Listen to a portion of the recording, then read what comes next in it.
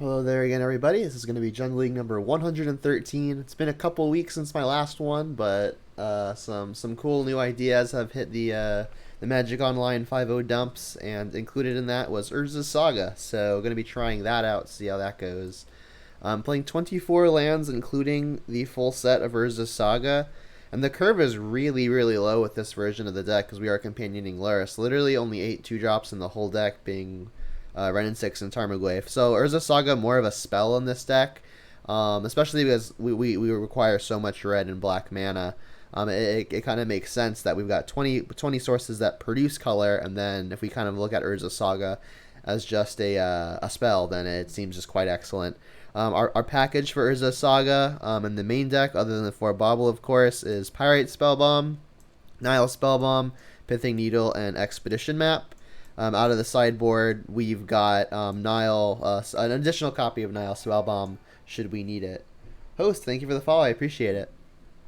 And out of the sideboard, we've got lots of ways to kill Murktide Regent, because from what I've heard, Murktide is particularly troublesome for this orientation, which does make a lot of sense because we're not playing anything like Terminate, Assassin's Trophy, or Liliana of the Veil, which would be our usual tools to get rid of it. So we've got 3 copies of Run Afoul in the sideboard, in addition to a copy of Terminate and even the Nile Spellbomb to maybe neuter it preemptively. So let's look at the current modern metagame. Hammer Time still in first. Is it Tempo still a solid second, followed by Crashing Footfalls? I think it's there's no mystery. These 3 decks are the 3 decks to beat, with probably Elementals sneaking in at fourth. Burn always fades in and out of glory, but right now it is in its glory phase, so that's in the top 5. And then we've got Jundin, and I believe this is the version of the deck that we are playing currently, with the Urza Saga and Lurrus, because that's the version that's been all the hype as of late. Yep, for Urza Saga. So Jund back into the back into the top 15, where it hasn't been for a long while, but exciting to see it back, even if it is very different. And then we've got this black red green pile that shows white. I'm not sure what that is. Just a channeler pile, of course. But yeah, the top 15 looking fairly diverse, with the best decks clearly marked at the top. So with that said, let's jump into some matches.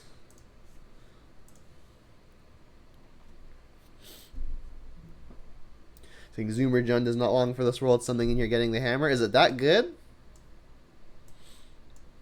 Or is that a pun on getting killed by something with a Colossus hammer on it?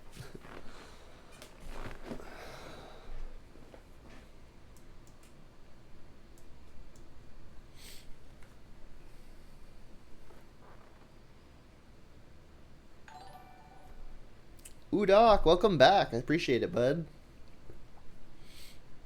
7 months in a row. Jeez. It's a lot of months.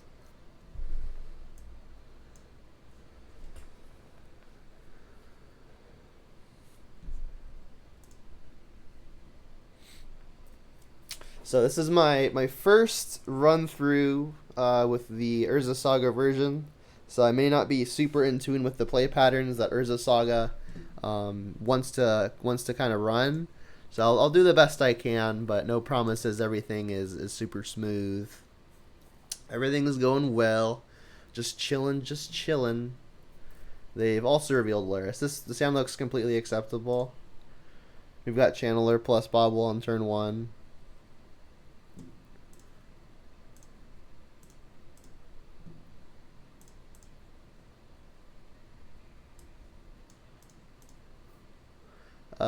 Goyf. Backup threat is probably great, even in the dark. We're not really missing anything. Like, we've got removal, we've got a way to interact with the Planeswalker already, and we've got a Saga, so I mean, really just we're looking for backup threats, and we found one.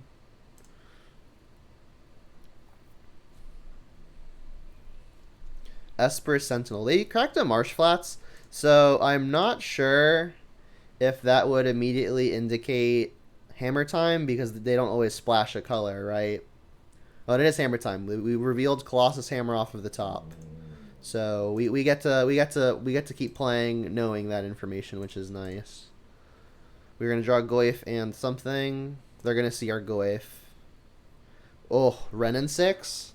They're going to get to draw the card off of their Renin 6, but getting the Renin 6 into play and killing their Sentinel feels like it's got to be way too good to pass up.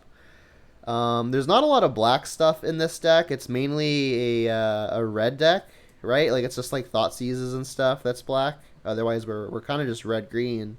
So, black being the tertiary color, I think I'm just going to get Stomping Ground here. Say yes to that. You may draw your card. I will not pay 1. Inquisition on top. Well, we know they've got a hammer in hand at a minimum. Binning this does not... It does get us closer to Delirium, but Inquisition is actually probably just a good draw because next turn we'll have the option of Urza Saga, play Goyf, and have an Inquisition, so I think this is actually just good. Get this thing out of here. Jam for 1.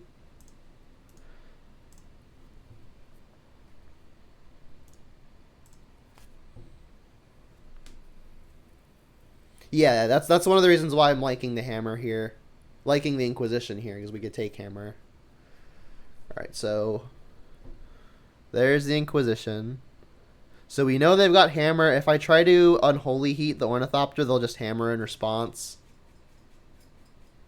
So this is choose any card. Activated abilities can't be activated unless they're mana abilities. So I could, in theory, name Urza Saga, but that would also hit our own. What I think I want to do here is Inquisition them first off of the Blackleaf Cliffs, and then if they go for an equip on the hammer, I can then Unholy Heat the Ornithopter, and then that will have them spoiling a hammer as well. That all seems good. And then we'll still have the option of just using Tarmogoyf as well. Is that Mom? They are hammering. Alright. Zap. So this is going to spoil one of their hammers. Ghost Quarter. Ghost Quarter can hit their Urza Saga before they get any value off of it. That actually seems good. Yeah, I'll top it. Alright, so hammer gets spoiled. Still keeping that. See your hand, which is a second Sigarda's Aid, which does nothing, and a Paladin, which I will take. I'm going to attack first before getting the land back, so that way we're hitting for 3 as opposed to 1. Let's buy back the land, take off Delirium, but still probably apt to get my own Urza Saga going. I don't think I'm going to Pithing Needle Blind. What would I even name out of Hammer Time? I'm not really sure if I would name anything at all, to be honest. I mean, I could just Mire here to bluff more interaction. Doesn't seem super irrelevant, though. I guess, how is the mana going to work out? Like, am I going to want to activate this, not on the turn coming up, but on the turn after? Yeah, probably. I've got so much going on board that maybe just getting this going is fine.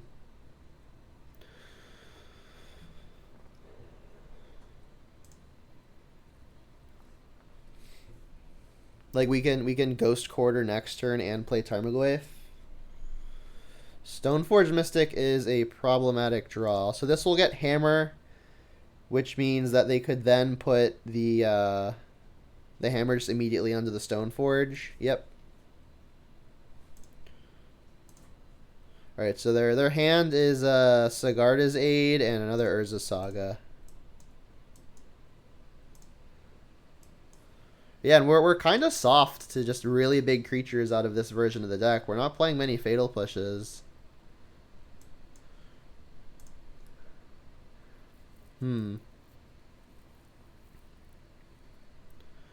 So this is going to get something on the opponent's turn. It's probably going to get the thing that provides Trample, but we don't really have a way to prevent that. Yeah, Stoneforge was like the perfect draw for them because it was both a body and a hammer. Difficult. So I can still just Ghost Quarter this so they can't get the Trampler. That probably has to be what I do. And then I can make an Urza Saga token to chump. We're a 3/3 again. If I plus the red and 6 to take the land out, I'll have the option of chumping. But I think I'm just going to chump with my Urza Saga token. So I'll attack for 3 and then buy back Ghost Quarter.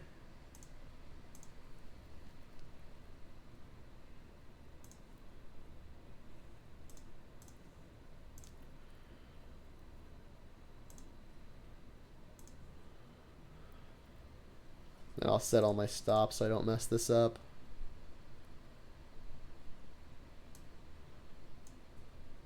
There's the Saga we knew about. They drew another Stoneforge. Geez, running perfect.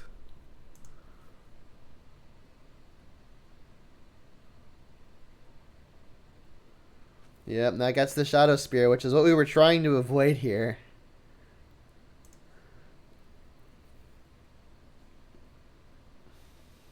Yeah, they're just going straight to face. I mean, I'll make them do it.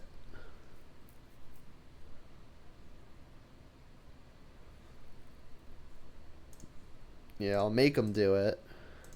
And the only things that we have in the deck that we would want to get with this are, I guess at this point, Pyrite Spellbomb can at least deal with the smaller Stoneforge. But I'm not quite sure how we're going to beat the larger one.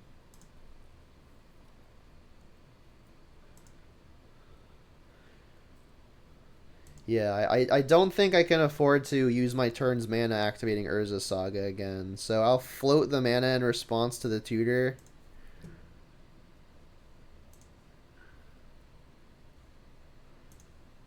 That was not a good one. Alright, float.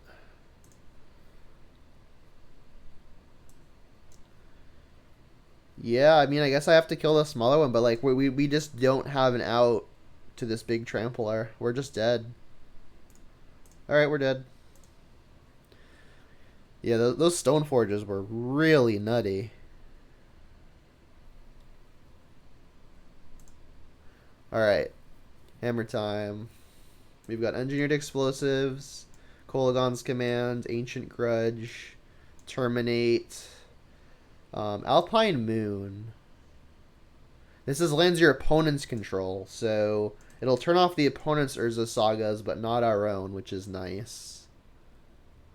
This can kill, like, Ornithopter, but that doesn't seem super great. So I think it's just these 6. Nile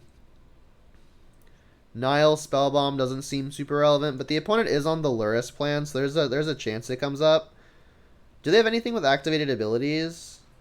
I guess like we could Pithing Needle naming Hammer. That way, if they've got their the thing with Metalcraft that lets them equip for free, we can still just name Hammer. That seems pretty niche though. Saying Moon can also name Yawgmoth. This is true.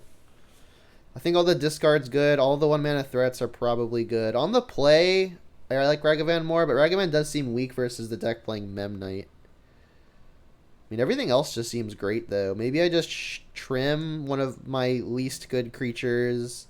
Spellbomb just seems a little too niche. Map is good only for, like, grinding, right? I think I'm going to take it out, but then feel stupid when I wish I could get one. Still leaves me with 6 targets, which is plenty. I don't think I'll run out. I mean, everything else looks good. Is it possible I should be cutting a land? That seems crazy. Maybe since I'm on the play, it's correct to just cut some removal spells. Like the discard on the play seems better than the removal. Maybe I cut another threat because maybe they're playing something like a Rest in Peace. Like despite companioning Lurrus, I've seen it.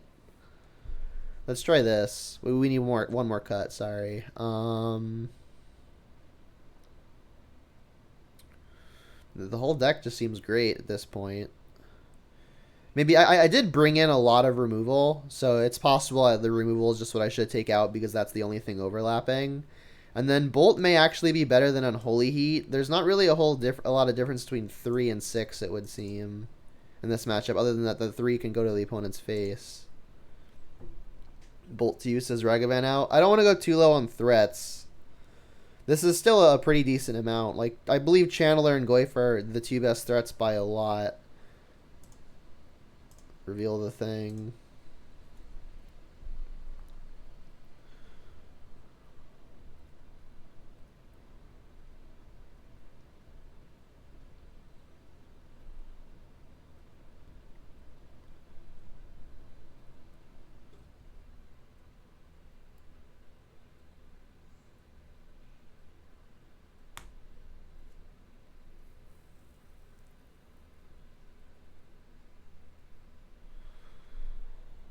Yep, Sand seems excellent.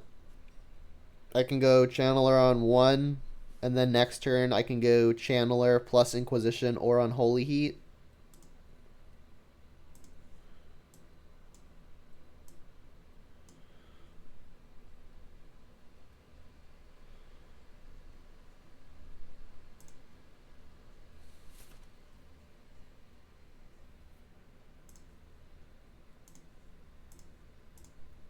They did mulligan once, which is kind.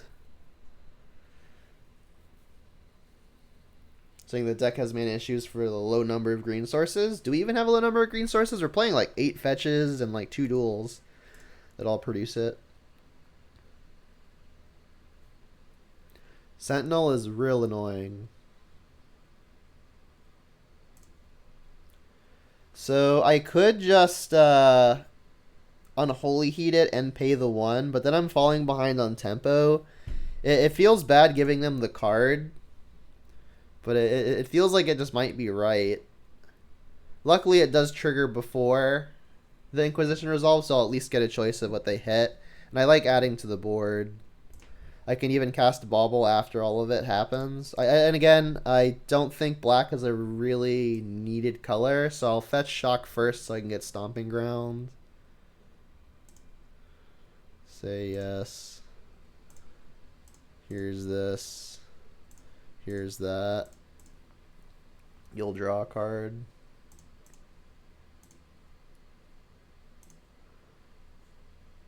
My library is Pithing Needle. I don't think I want that. Inquisition. Don't think I want that. Just turbo to Delirium. So they have Saga, Aid, Hammer, Drum, Mystic. Their hand's great. So if I take Hammer, they just have the Stoneforge for another one. If I leave them with Drum and Hammer, though, or sorry, Aid and Hammer, they get to just go wild. The Aid is the only thing that actually lets them equip hammers. So I think I'm taking that. Like, the Drum is just mana. Mystic is a hammer. Colossus Hammer is a hammer. Aid is the only singleton piece of the puzzle that they've got. And then maybe I hit Delirium here. We've got Bolt on top. I mean, binning the Bolt means that we get to attack. We can't even sack Bauble immediately because we already have Artifact. I'll bin it for purposes of attacking this turn. If I keep this, I can Goyf and Unholy Heat next turn. I'm drawing 2 cards anyway, though. It's probably just best to guarantee the double spell. Let's leave this on top. We've already got the Delirium.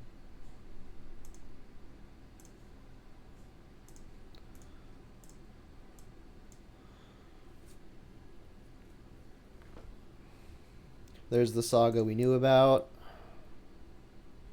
There's the Drum that we knew about. I'm assuming here's a Stoneforge, which we knew about. So their hand is Hammer, 1 unknown, and then whatever they get. Another Hammer. I am going to bobble them here just to keep the strain of information coming. Because if I hit another 1 mana removal spell, I might just go 1 mana removal spell, 1 mana removal spell, in the process paying for Sentinel. So we're drawing a Blood Crypt and just another land. We've got quite the clock. Adding Goyf makes it even faster. So if they have found a way to equip hammers, how in trouble are we? Very in trouble, right? It's like playing the Goyf here doesn't even significantly add to the clock because they're going to be able to block it for a good while, especially with Urza Saga in play. What I could do is I could just play Goyf, play Verdant Catacombs, and pass. Then should I really need to Unholy Heat, I can. Do I even have another fetchable red? Does this Verdant fetch red right now? We've got 2 Blood Crypts in play already and our 1 Stomping Ground. I don't know that this actually fetches red. Let me double check real fast. We can't get Basic Mountain. We've got 2 Blood Crypts. Those are out of the deck already. We've already got the Stomping Ground. Yeah. So our Verdant does not actually fetch for red. Opponent says lag check.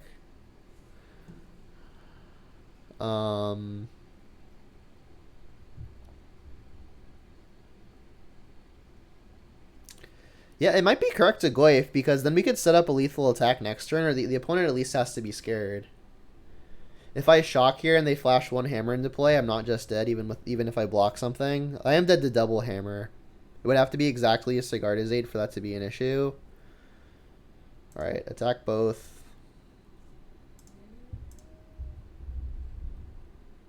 Like, holding up Unholy Heat doesn't even mean that I would survive, because they could just flash in the second hammer on whatever I'm Unholy Heating. So, to save life, I guess I'll just fetch for a basic and play Goyf off of it, leave up Unholy Heat.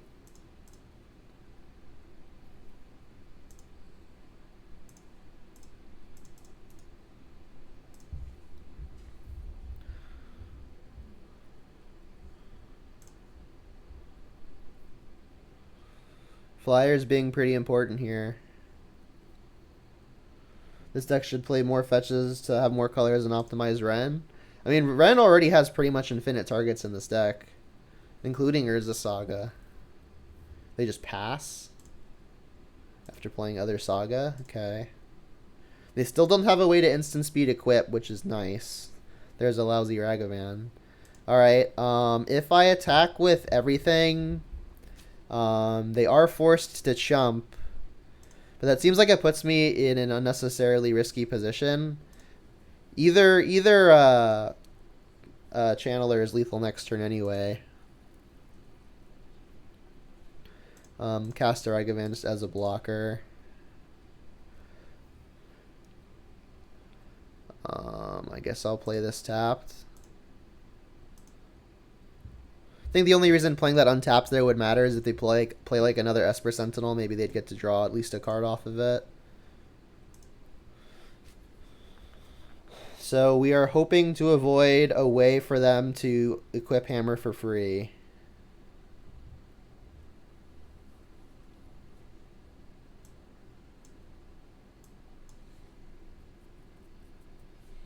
I think maybe that's what they're realizing, so they shouldn't activate Saga, so they have mana to do everything.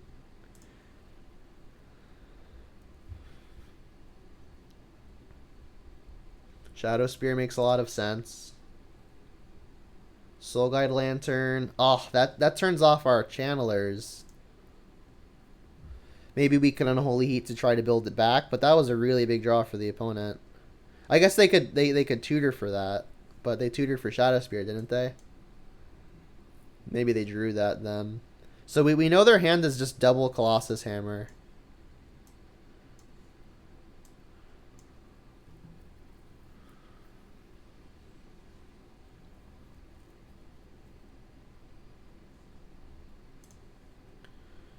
And they're at 2. We could find Lightning Bolt.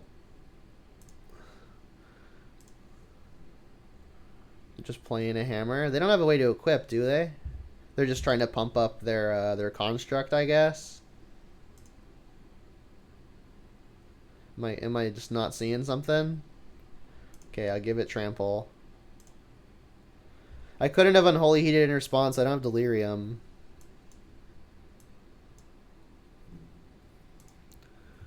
So what's the plan now? They're just gonna gain 8. I can block for 4, get Delirium, Unholy Heat it. But they could just make another one and just make me lose Delirium whenever they feel like it. If I block for 4,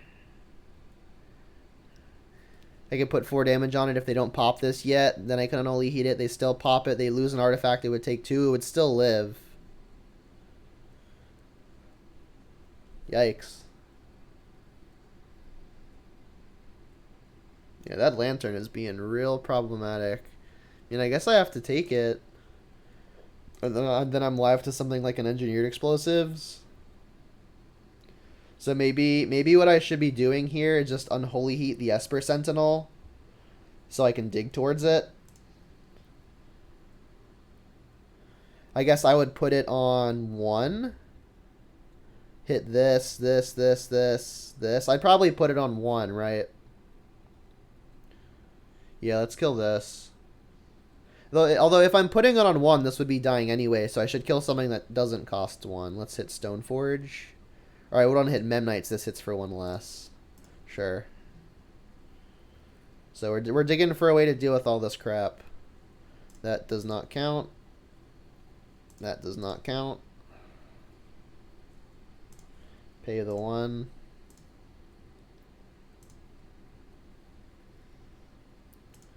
Take half of my life off. And then we're looking for like Ancient Grudge, Engineered Explosives, Kolaghan's Command. Those would be the best 3, I think. There's Kolaghan's Command. So if I attack, what happens? I mean, I can actually like kill both of these and connect with everything. So if I go attack all, they go block. They go like block any 2 things, pop this. These go back to 1/1s. If I do it first, there's going to be artifact, land, enchantment, probably instant. So that's 4, 5, 6, 7, 8. That's 1 off. Am I doing that math correctly? Like if I just kill these first. But if I kill these first, they pop it after the fact, and then instant goes away as well. So we're actually 2 off. Oh, this is enchantment, but so is this. So they'd have land, enchantment, artifact, creature.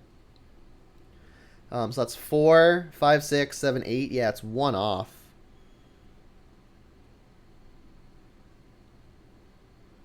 That's brutal.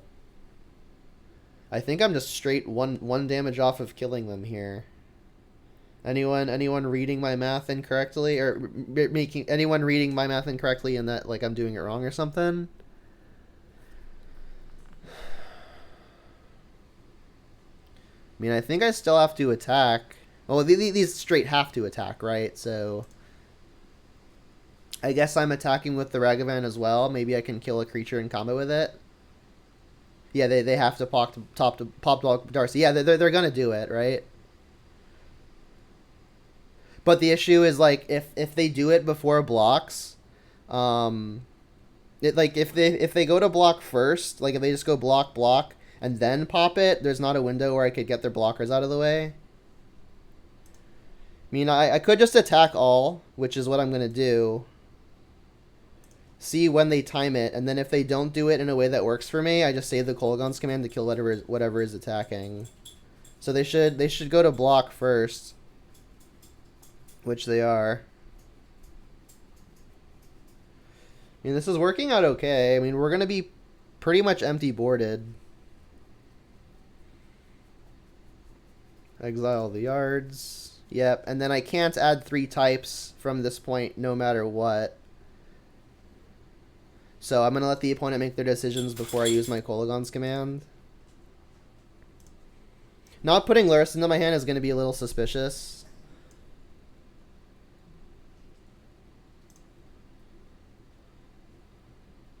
So what I'll probably do here is kill whatever the construct is on and then shock them. Like I'll shatter the thing that's attacking with Shadow Spear and then shock them and then hope to achieve Delirium to attack in the air and kill them.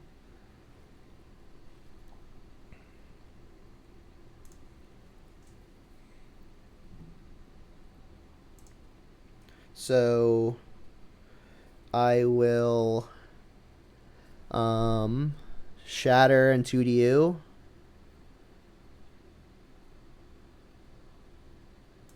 So shattering this, hitting you, and then I'm pretty much forced to go for a kill. That's 1 part of Delirium. There's the Delirium.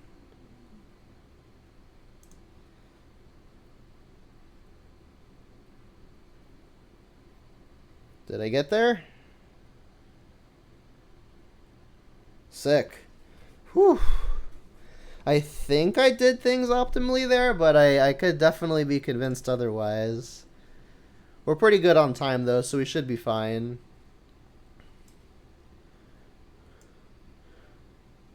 This doesn't turn off their 1-mana enchantment, because this is when creatures enter.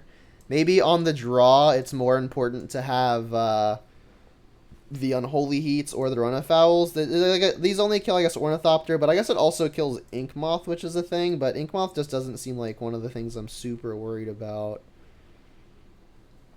I am on the draw, so I think the removal is probably better than the discard. Maybe I just do that 2-for-2 swap there. That Kolaghan's command was clutch.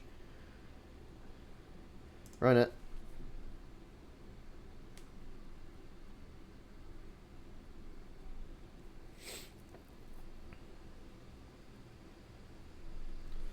Reveal the card. Yep. Hand looks good. We've got turn 1 Channeler or Heat into a Renin 6.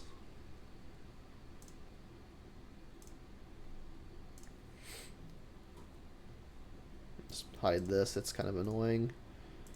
Oof, my mouse is dying. That's annoying. So I would love to be able to Renin 6 onto an empty board, which would have me wanting to Unholy Heat this Esper Sentinel. But I think it's probably best just to get the Channeler going. And then next turn we can Renin 6. Like, Unholy Heat might be better for one of the X2s, like a Stoneforge. So I'll Blood Crypt here and play a Channeler.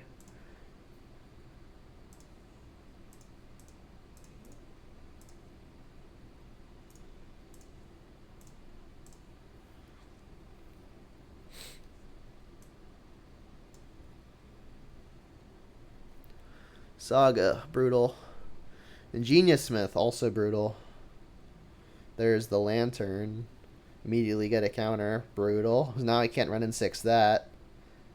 If they attack, I'm snapping off a block. Bobble us. Yep. Alpine Moon. That's good. So we just name Urza Saga immediately, right? Yeah. Oh, let's play the lands first to pay for the Sentinel.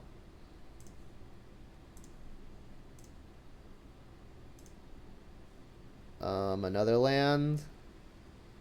This land allows us to Renin 6 and Unholy Heat next turn, so that actually seems fine. So this will name Urza Saga. Kill your Urza Saga. Go.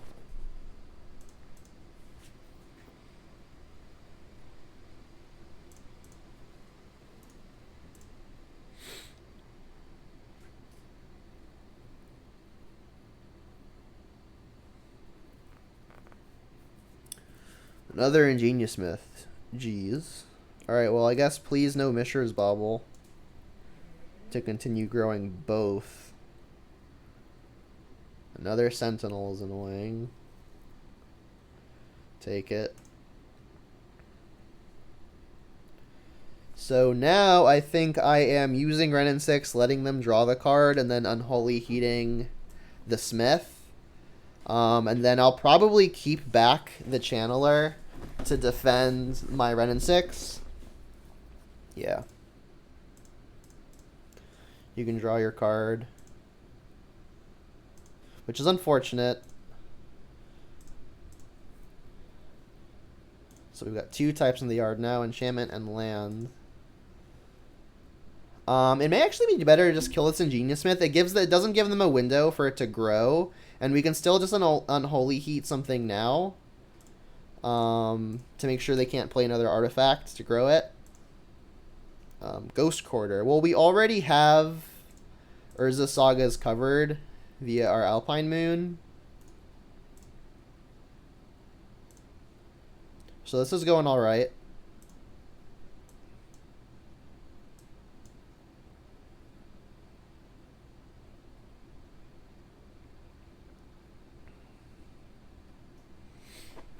We've got my eye on my clock. I'll be careful.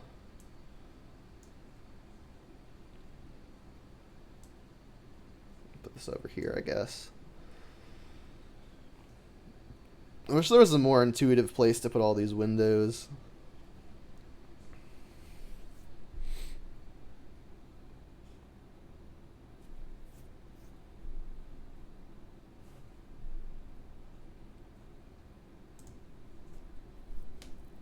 There goes the Saga. Uh-huh. And they're just playing out a hammer. Okay. They may be trying to build towards Metalcraft. So that way they can play their double white creature and just immediately equip onto something. I'm going to take the free kill. Play an Urza Saga of my own. Say okay to that. Play a Tarmogoyf. And now I'm probably able to start attacking. Not for very much, but for an amount.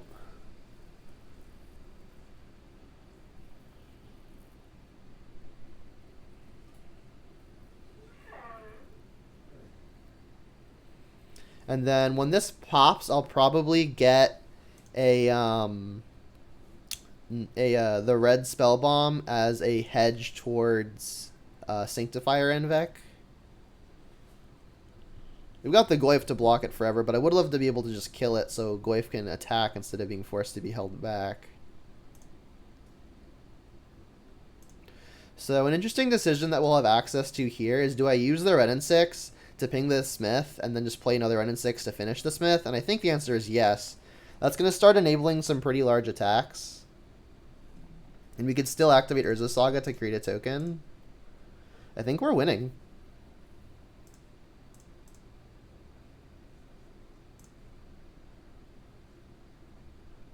Let's bin a creature. We've got plenty of those already, and this lets us hit Delirium.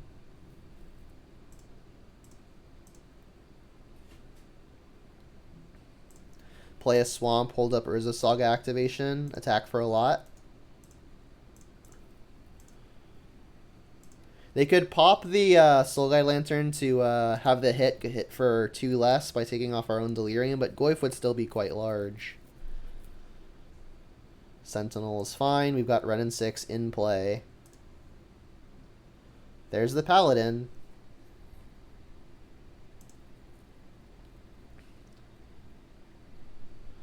So they can pay 0 to equip their hammer and their Shadow Spear. Problematic.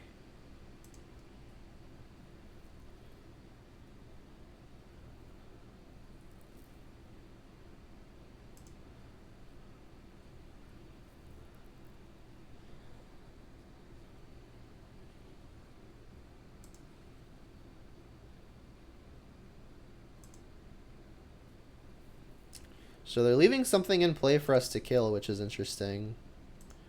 Activate this.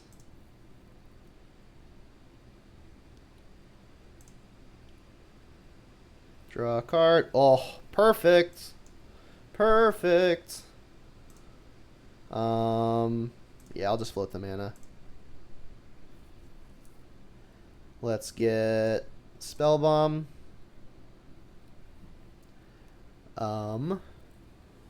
So I guess I can't shock this and kill an artifact because it'll still be at least be a 3/3, but I can make it so they don't have lifelink and then just kill them with an attack, right? Yeah. So I'll shatter and shock. I guess I should do this first to free up some mana. Alright, so destroy an artifact 2 to a target. Kill the thing that gives lifelink. Shock you. Use that and this. Trigger. Bin. You'll go to 3. And then no matter how they block, we've got a lethal attack. Sick. Kolaghan's Command. Excellent card. 1-0. If anyone sees, either here live on Twitch or on the recording on YouTube later, a more optimal line that I could have taken, I am definitely wanting to hear it. Yeah, that was definitely hard fought. Game 1, I thought we couldn't really lose as long as they didn't find both a hammer and a body, and then they did those things back-to-back draw steps with 2 Stoneforges. Definitely got my nerves going.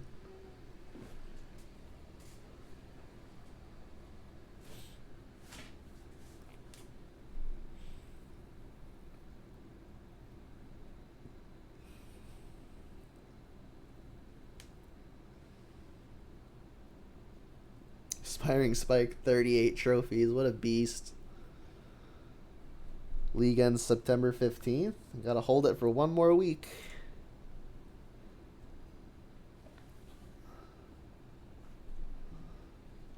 Revealed the busted card. Yeah. We've got 1-mana creature and a couple of removal spells. We're a bit land heavy here. You got 2 trophies today. What an animal. That dude is good at the game. And he plays a lot. Bird. Alright, well, since 1993, I think I'm going to use the Bolt as opposed to the Unholy Heat. There's a good shot that we want the Unholy Heat to kill something bigger later.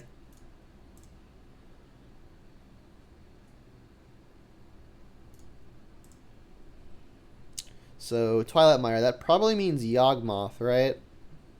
Yawgmoth. Yep. Another Channeler.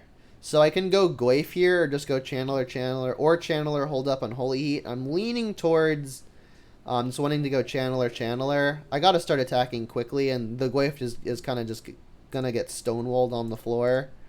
So I'm gonna Stomping around into double Channeler, and then hold up Unholy Heat for a future turn. And it makes me glad that I kept the Unholy Heat over the Bolt, because the Unholy Heat is going to have a much easier time killing the Yawgmoth itself.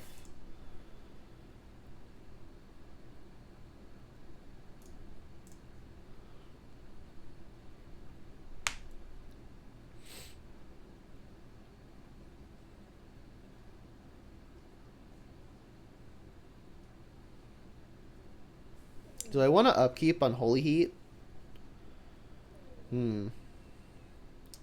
So, okay, a backup may make this decision a little bit easier. Yeah, I for sure want to at least kill one of these creatures, so that way they can't combo me from putting Yawgmoth into play. And I think I'm gonna kill the Messenger, because that gives them one less thing to Eldritch Evolution off of to get to Yawgmoth. So let's lead on Unholy Heat. We've got instant and land in the yard. That's a good artifact, but I want to hit Delirium so I can start jamming. Alright, I guess I'll bin that one too. Kill that. It'll come back. Do it again. We actually didn't hit Delirium, which means that this Unholy Heat doesn't even kill it. Maybe something I should have thought about. I guess that means I'm Unholy Heating the Yawgmoth, but then it's gonna get to attack for a lot next turn. That would have them attacking for 6. Yeah, not hitting Delirium there was bad, and then I should have tapped with the other land so I could have pivoted in the Goyf instead. So overall, pretty terrible. I mean, I could Unholy Heat again and then just hope that I can achieve Delirium in the top 2 cards, meaning not an artifact, not a land, not an instant. I honestly think in the position that I'm in, that might just be the way that I have to go. I could Fetch Shock, play Goyf, but then I'm just dead to a Yawgmoth. Yeah, I think I've got to get lucky now that I've messed up so badly. Try to hit Delirium off of these 2 channelers. Nope. Another artifact. Nope. Alright, so I punted. Brutal. Alright, I threw a game. Not dead yet, but it's going to be really difficult.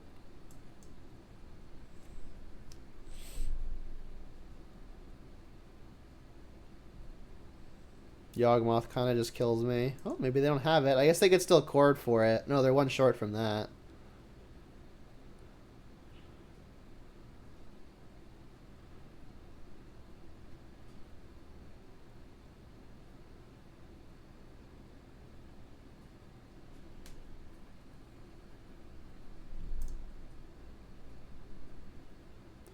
Yep, take it.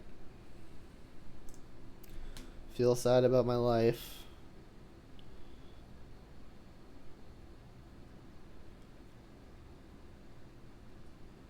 Oh, God. They're not making it any easier. Go to 5. I guess Overgrown Tomb here. We've got Goyf to Stonewall the Messenger. Nothing else really attacks for a lot. Well, I guess we get to go Goyf. And then cross our fingers.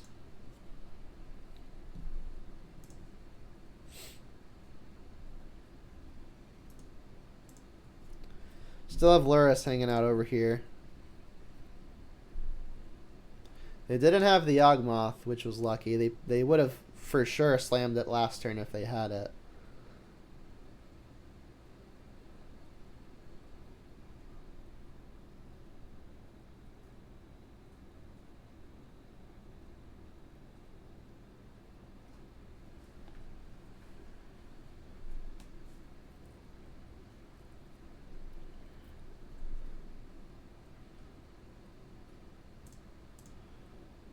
Well, if they've got something good, they've got something good. Whenever it deals combat edge to a player, put a counter on something. Yeah, I'm not going to let it hit me. Don't know what they could have here other than a cord. And if they've got a cord, I'm dead anyway, so. Endurance. Okay. Well, at least still kill the Hapatra.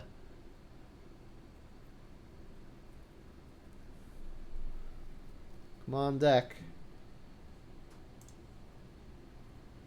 Another Unholy Heat. Well, now we're for sure not going to get Delirium. Not for sure, but we still got to get lucky. Yeah, I guess I'm just going to kill the Ignoble. If we somehow turn a Delirium on, we need blockers. So I guess we actually just put Lurrus to hand and then pass with the Unholy Heat available.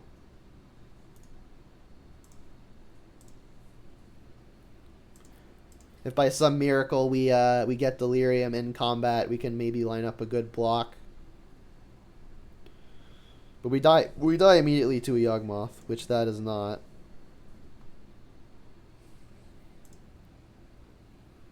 We've got creature land in the yard right now. We're going to add instant.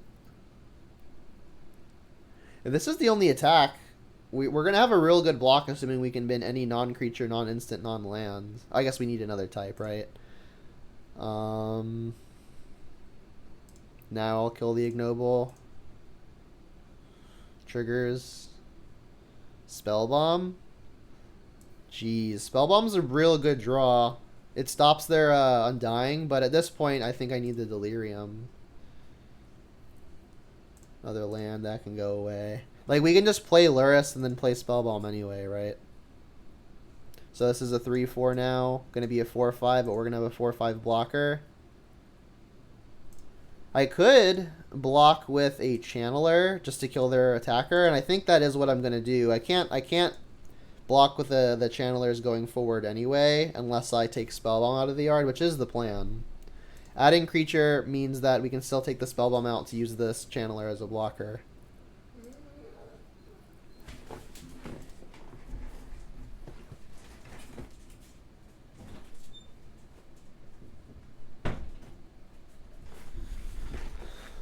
Okay.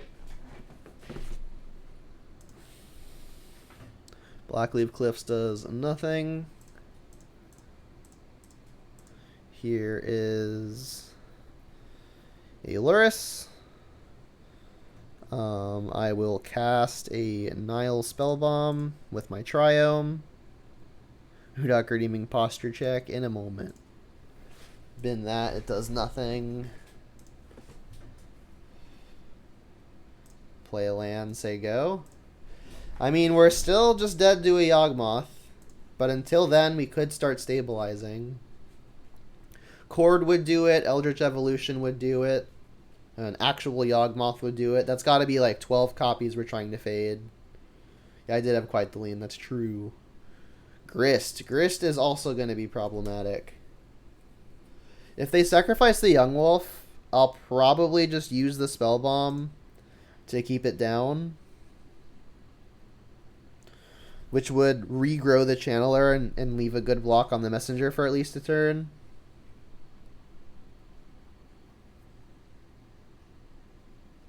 Grist was quite the rip. But they have lots of rips, namely any way to get Yawgmoth into play.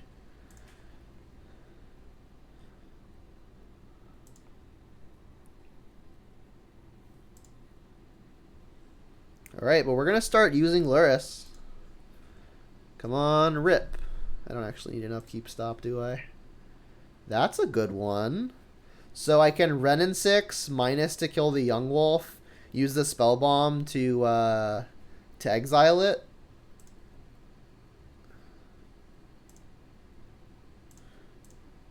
Green. Red. Trigger. Urza's Saga. So we've got our 1 copy of Spell Bomb going already. I think we need interaction before a dirtily grindy just card. So I remember there's an Urborg in play, so this should go just fine. Alright, this has Undying, sacrifice target you. Okay. Black, yes. Draw Thoughtseize, which does nothing. So the question now is, do I play another Tarmogoyf? Probably. I guess I'll attack the Grist for 3, play a Goyf.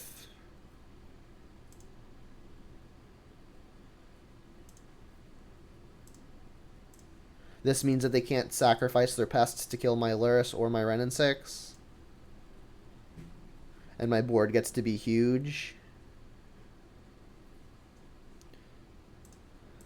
Casting the Tarmogoyf means that we could still just die to a Yawgmoth off of the top, which a Nile Spellbomb may be able to prevent. But it doesn't actually prevent it, because they could always just sacrifice the Geralf's Messenger twice and kill us. Innkeeper, that's an interesting one. I guess just another way to not die to Yawgmoth going infinite. Gain a life. They've been to Yawgmoth, lucky us.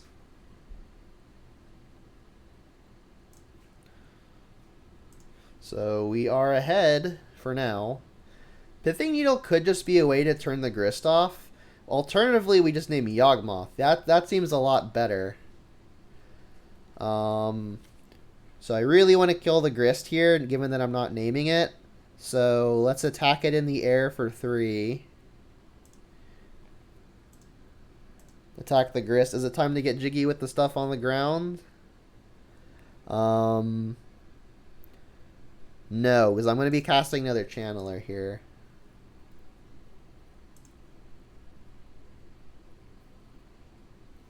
So here's another Channeler. I guess I'll leave my Triomes available. The Stomping Ground being Triome because of the Urborg. Trigger these things twice. Bin a land. Bin a discard spell. This will resolve. We will name Yawgmoth. Thran Physician.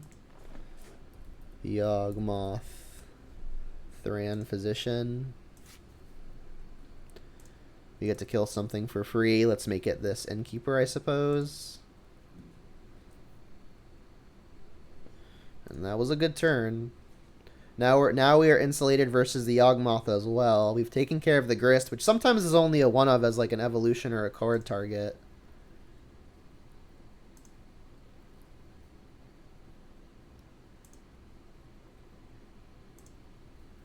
So now I think we're just going to hold the ground while we're attacking with the Channelers. This means I can kill a plant and play a Ren and 6. Although I think I want to just get the Urza Saga back and start it going, which we can do anyway. Yeah, let's cash this in, make the Goyfs a little bit bigger. They've got walk already though, so that's not actually the case. I'll kill an insect because that one has a power over the plant. Cast another Ren and 6. Get back. Try the Urza Saga now. And I'll bin that so we can cast it with Lurrus. So return Urza Saga. Play Urza Saga. I guess I'll just not auto yield to that. We've got other creatures in the yard, so this can get played immediately. Jam in the air.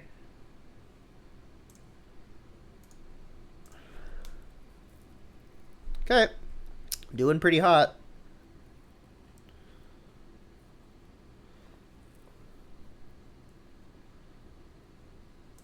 Wolf is annoying, but not even that bad.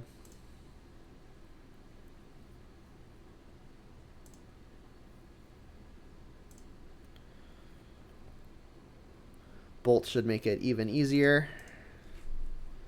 So I think what I'm doing here is just casting a Spell Bomb. I can bin that and get it back with Ren and 6 at some point.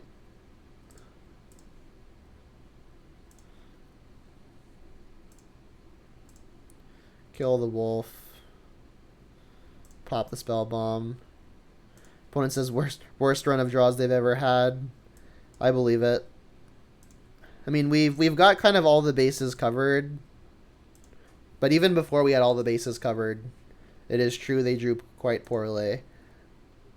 So we've got 9 in the air. They have to block everything or they just die to a lightning bolt.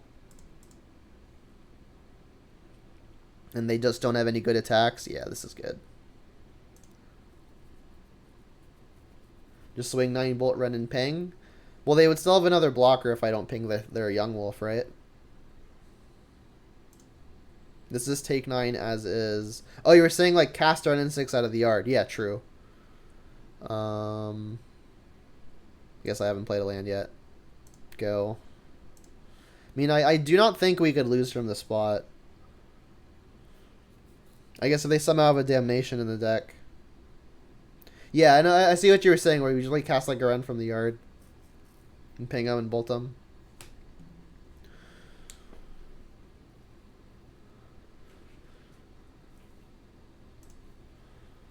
Alright, Yawgmoth.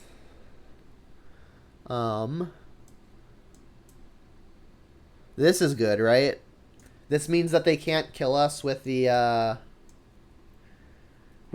triple black thing. Terminate is another way to kill a Yawgmoth. Spell Bomb is another way to interact with their combo. They don't have any flyers. They don't have any artifacts. Kolaghan's command seems weak. I guess explosives is a maybe. So for sure these 4, maybe this one. This seems like a matchup where I want all of my spell bombs. This can definitely be grindy as well, so I could see the use in keeping the map, but it does seem like the weakest artifact. So maybe that's the cut, or a cut. We're on the draw against probably Veil of Summer, so the discard I think gets weaker. I think I'm going to keep Thoughtseize over the Inquisitions, because Thoughtseize can at least tag Yawgmoth. I think I'm going to do this. Just minimize my odds at getting blown out by a Veil. Sure.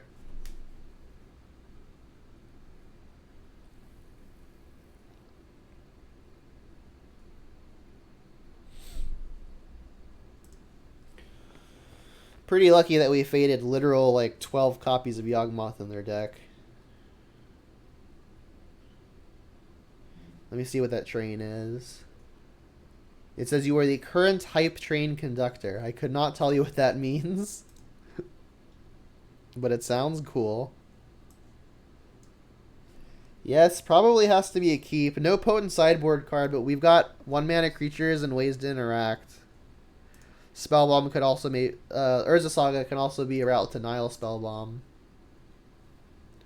So I got to imagine they're going to have a 2-mana creature here, which means that Ragavan is probably not connecting. So maybe it would be apt to just get my Channeler down. If we by some miracle are able to connect with Ragavan next turn, we would always have the option of dashing it. So I think I'm just going to go ahead and play the Channeler here, because if I want to like play a Spellbomb and hold up activation next turn, I can start getting my triggers going. Potential band name, Hype Train Conductor. I can see it. Play your second land opponent, don't forget. Oh, they just don't have one. I see. And another Channeler. So they could get Dryad Arbor, but there's no way they're blocking, right? Because then they'd be on literal 0 lands. So I think what I'm going to do is play Channeler, play Urza Saga, play Spellbomb off of Urza Saga.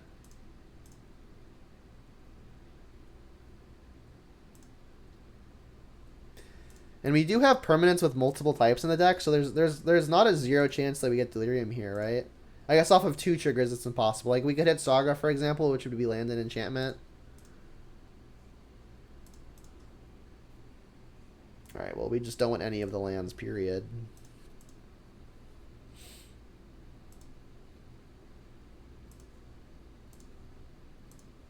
And then next turn, I can Tarmogoyf and hold up a Spellbomb to both continue to apply pressure and have the ability to interact. So, I mean, we're looking pretty good. Especially since they just, like, kept a 7-card hand on the play and did not play a second land. Maybe they were keeping it off of the strength of something like Veil of Summer, intending to cantrip into another spell, or another land.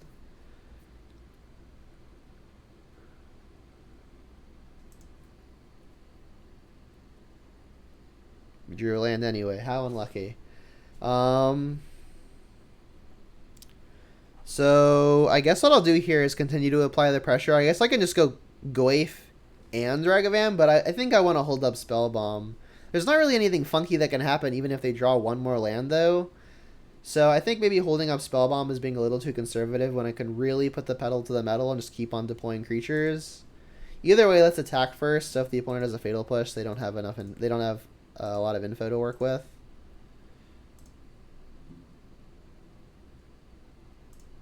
Here's a Forest. Here's a Goyf. Here's a Ragavan. And again, I'm not really worried about what they could do on just 2 mana, assuming they find the land. So I feel pretty safe putting Spellbomb down. Next turn, Urza Saga can get a Nihil Spellbomb to really lock it up. Their hand must have been pretty nutty, assuming they found the land.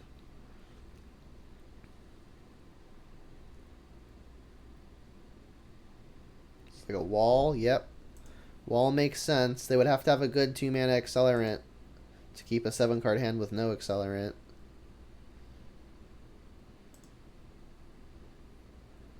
So am I making an Urza Saga thing? I don't think so. That hits Delirium, right? Because we'll have land, enchantment, artifact. I guess between some number of triggers we have to hope to hit it. I think I'm just gonna float mana. We've got so much stuff in play. We really just want to have mana to hold up interaction at this point. Could even just grab Pithing Needle to name Wall of Roots, which would basically just continue setting them back on mana. It's that or Nihil Spellbomb, right? Activated abilities of the sources with the chosen name can't be activated unless they're mana abilities. So it is a mana ability. So Needle does not actually work. So it's looking like the only good realistic option is a Spellbomb. Alright, cast this. See if we can hit Delirium. That doesn't count. We need a non-enchantment, non-land, non-artifact. We actually miss. I guess we still attack all. The opponent is the only one with sorcery, so Goyf would actually shrink if I pop the Spellbomb. Let's do this.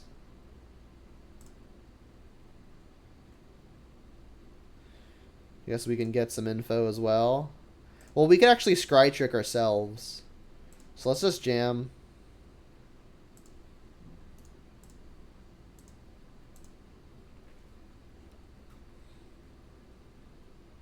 That block makes a lot of sense. Again, we've got artifact, enchantment, land in the yard. No way to get Delirium at instant speed, unfortunately. And then I think we're just going to Scry Trick ourselves. There's not really a whole lot of information, I think, to be gained from targeting the opponent, because we got to assume their hand is nutty. We've got just another Channeler on top. I don't think I want that. And I will think I do think I'll fetch Shock here. Probably for, I guess, Stomping Ground. Don't need a lot of black mana pretty much ever. You can hold up Spellbomb. Well, both Spellbombs, really. So let's just say yes to this. Alright, so they're going to need something pretty fancy here. Draw a card. Just more Goyfs. Channelers and Goyfs all day. Even if they like evolutioned into a Yawgmoth, what would happen? I guess they could also have Yawgmoth if they found the land. That could be potentially hazardous. That doesn't do anything.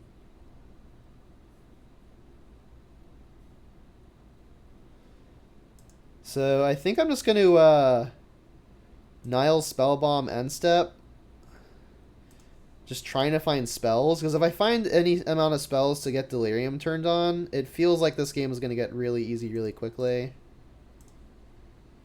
That counts. We could still get Veil of Summered, but the important thing is we would add Sorcery to the art again, which means that our channelers would be really large and put them in jump block mode for the whole game. Alright, let's do it. Triggers. So we no longer have to blitz to Delirium, because this is going to do it on its own. There's the Veil, which we pretty much knew was in hand. Don't need that. Just all of the threats in the world. This gets countered, but gives us Delirium. So now we jam with all. They're at a virtual 3, which means they're going to 1 off of a double chump. And then we get to kill them with Spell Bomb. So they're just dead on board.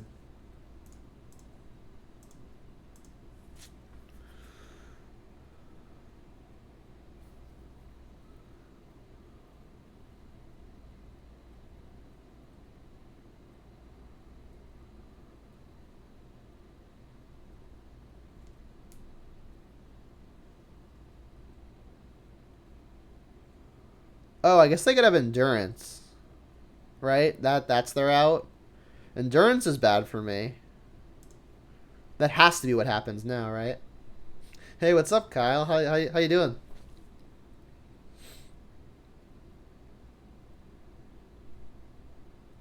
Cord for 0? Can't be countered. Why not? Oh, because of the Veil. Duh. Now Endurance? Endurance would make sense. But aren't they still dead through it?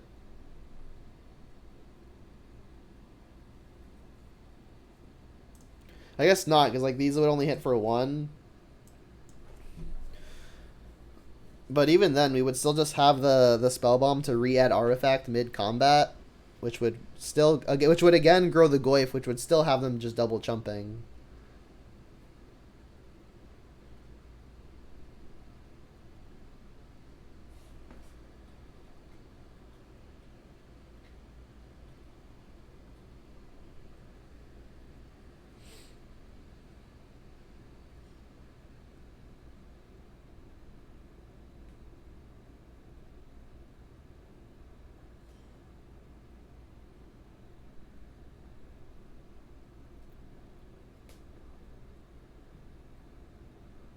Marty's a papa to a dog.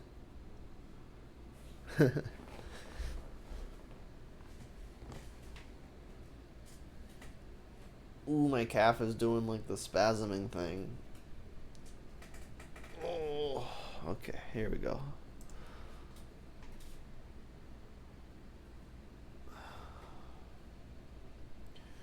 Reveal the busted card. Yep, keepable. One too many lands, but I mean, if Urza Saga is a spell, it's kind of the perfect number of lands. Urborg. Yawgmoth again? Less likely with Inquisition, but still possible. Another land is pretty bad. Hold up Lightning Bolt here. The goodest dog, he's good sometimes. Mishra's Factory. Is this like a pox pile? Yeah. You will see that we drew a land.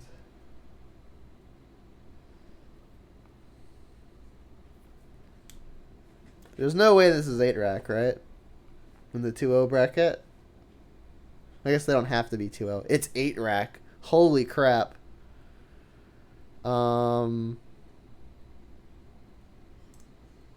So, is it crazy to want to discard Tarmogoyf?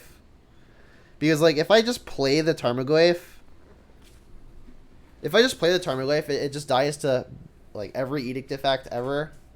Whereas, like, discarding Goyf would mean that if they play, if they have any more copies of Inquisition and Thoughtseize, I could potentially just brick them.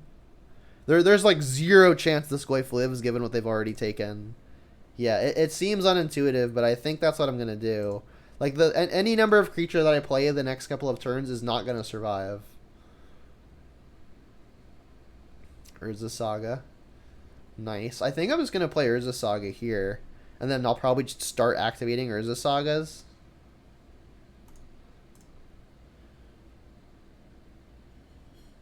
Playing about everything except second copy of Saga.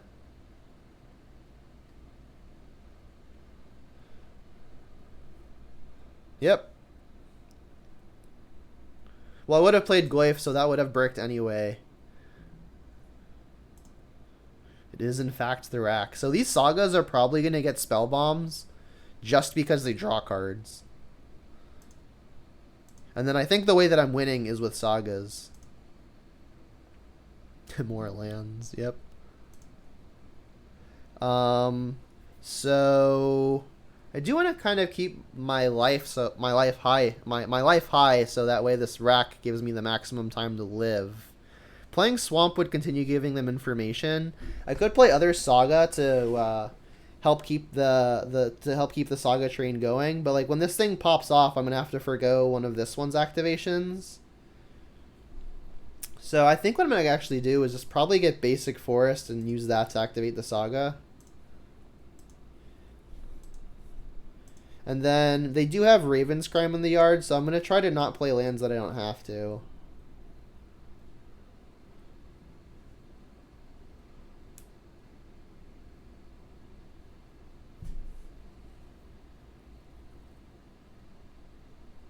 Fetches do tap for black, this is true. They did nothing. While fetches do tap for black, I assume I'm going to want green mana sooner or later. So I'll just get it now, and then use that to activate the Saga and get a creature. Get my Bayou out of the deck. Alright, I'll take 0.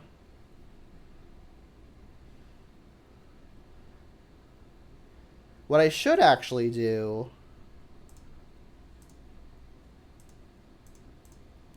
is get the Nile spell bomb will actually get rid of the Ravenscrime in my opponent's yard. Yeah. I mean, they haven't cast anything, so I'm not quite sure what could be up. But we get to cast a Bauble, which is great because that attacks for an additional point as early as this turn. And then we get to just get an additional Saga going, which we can actually tap for black to use Spellbomb because the opponent has Urborg in play. That's funny. Yeah, Urza Saga seems like kind of the nut in this situation. We've had 2 of them.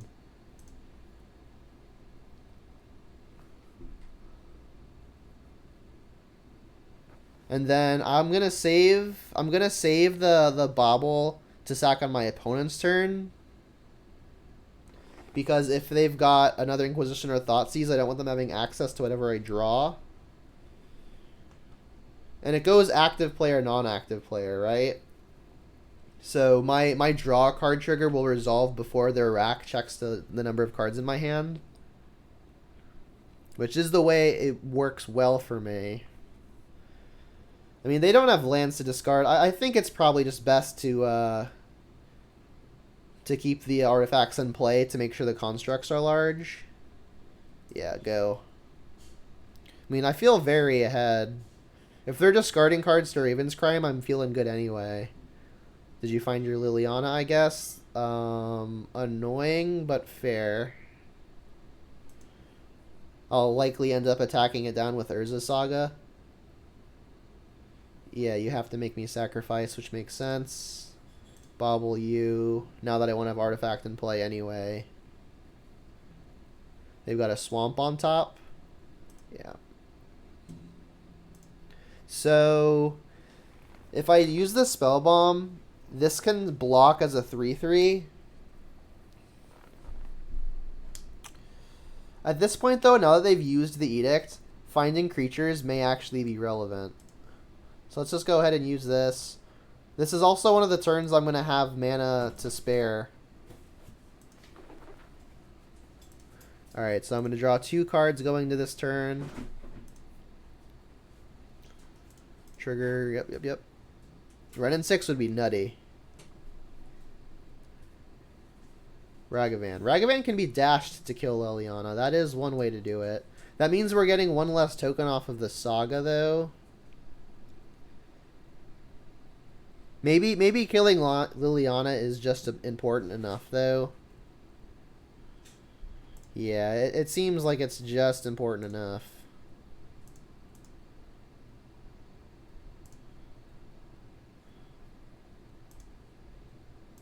Especially while their blocker is down.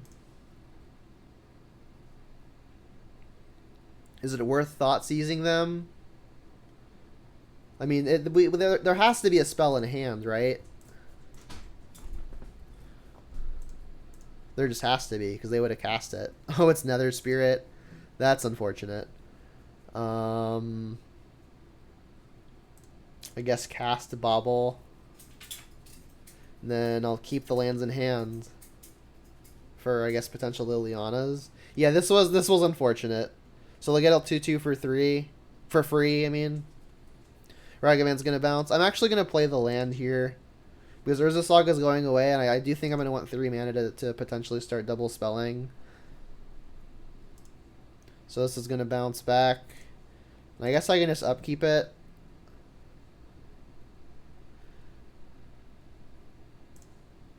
Let's see what they've got going. We're not behind yet, but it's looking a lot worse than it was a second ago. They've got Swamp on top. That's at least nice. So they can attack me for 2 with Mishra's Factory. Yep. Take 0. Drew Expedition map. Yep, I feel like I gotta just make the free creatures here.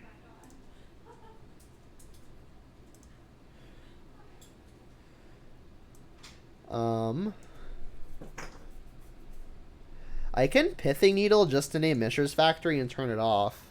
I mean, what even is the alternative? There kind of isn't anything. Yeah, I'm gonna Needle because this does turn off non-mana abilities. Yeah, so we'll name Mishra's Factory with Needle. Mishra's Factory. And then I guess I'm just gonna play Ragavan and play Map. This would have me taking 1 damage, but it lets me get all my stuff into play. Yeah.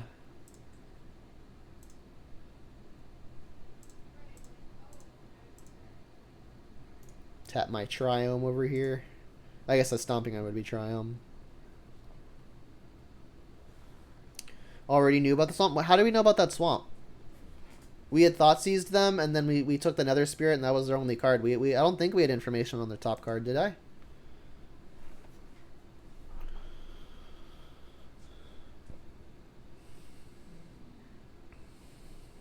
I could be misremembering easily. I mean, we're still looking pretty good here. Brutality is annoying. I mean, any kill spell is just generally annoying here. But yeah, this is on Mishra's Factory, so they cannot activate it, which is good. I'll take 1. I could have actually... I was planning on popping Map anyway for another Urza Saga, so actually popping this now to prevent the 1 damage may seem like it would be correct. But that means we're not blocking Nether Spirit anymore. I bobbled the turn before Lily. I think that was a different swamp, though, wasn't it? Could be wrong.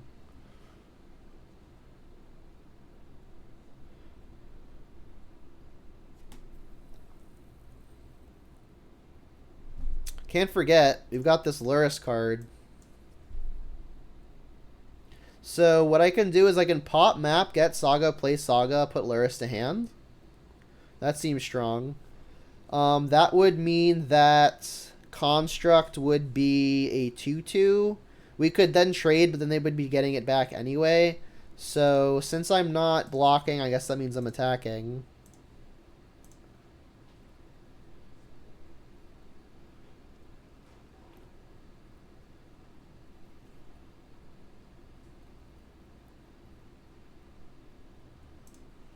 Yep. This at least means that they're not attacking me with it because it comes back in their upkeep. If I pop the map, though, this is going to die.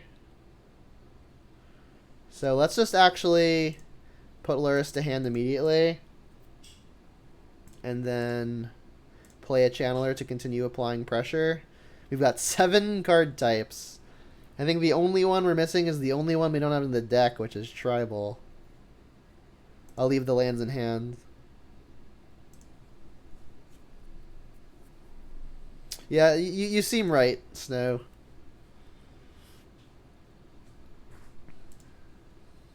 And then as soon as we get this Lurrus going and we're just drawing an extra card every turn, it's going to feel pretty impossible to lose to 8 rack.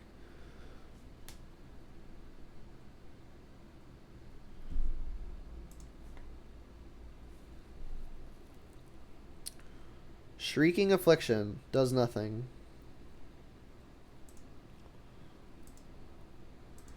Alright, take 0. Just going to yield to this thing.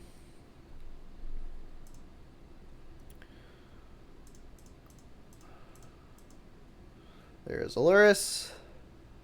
And, I guess I could technically Spellbomb, just keep their yard small. We've got all of the types that they have anyway, I guess excluding... Oh, we even have Sorcery.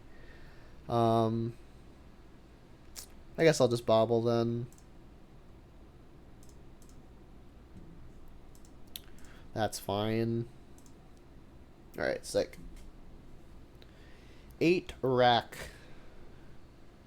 Haven't seen this one in a hot minute.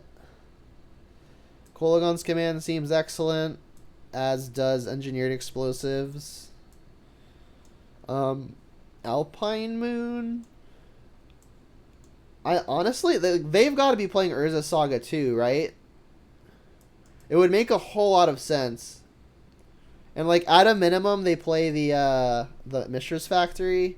Like I got to assume they're playing Urza Saga, because it gets the rack. And then maybe Spellbomb just because it's another way to interact with their Shrieking Affliction. And we've already got 1. I definitely want these 5 though. Discard spells of my own don't seem particularly fantastic, especially when we're going to get into the top deck war. Like their entire game plan is the top deck war, right? And like are these discard spells do actual nothing in the meantime? I think I'm just going to run this, which means that the only black spell in the entire deck is Kolaghan's Command. I guess I need black mana for Spellbomb, Nihil Spellbomb, but that seems like it's it. I'm just going to run this. Imagine leaving up rack when one of the most played cards are Lurrus and Bobble. Yeah, feels Batman. Reveal the busted card. That's great versus our opponent. Look at a hand that's also great versus our opponent. So I'm probably going to Spellbomb to Scry Trick with the fetch land.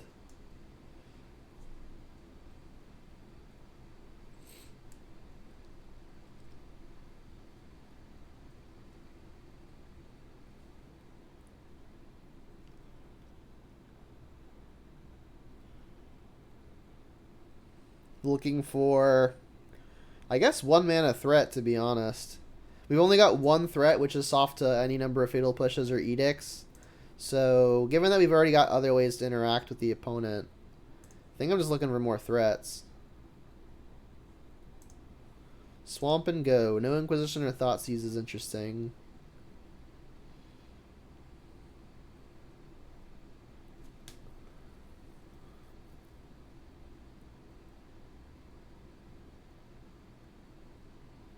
Kolaghan's Command is a good find. I mean, I guess I'm playing Spellbomb almost no matter what. I mean, I can still Scry Trick it, but again, if they draw Inquisition or Thoughtseize, I don't want them having access to whatever the card may be. So maybe I just save the Scry Trick for the next turn. That seems fine. And again, I've got basically no black spells in the deck other than Kolaghan's Command. I guess I do have Spellbomb as well, so we're not... Pretty much the 3 cards in our deck that would require a black source, we've got access to. So black mana is actually going to be relevant this game.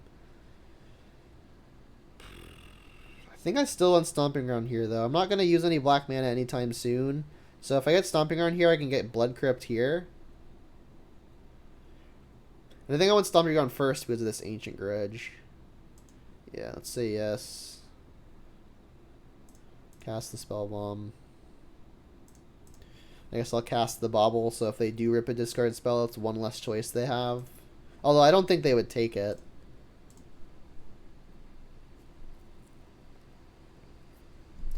Let's pop this thing up so I don't forget.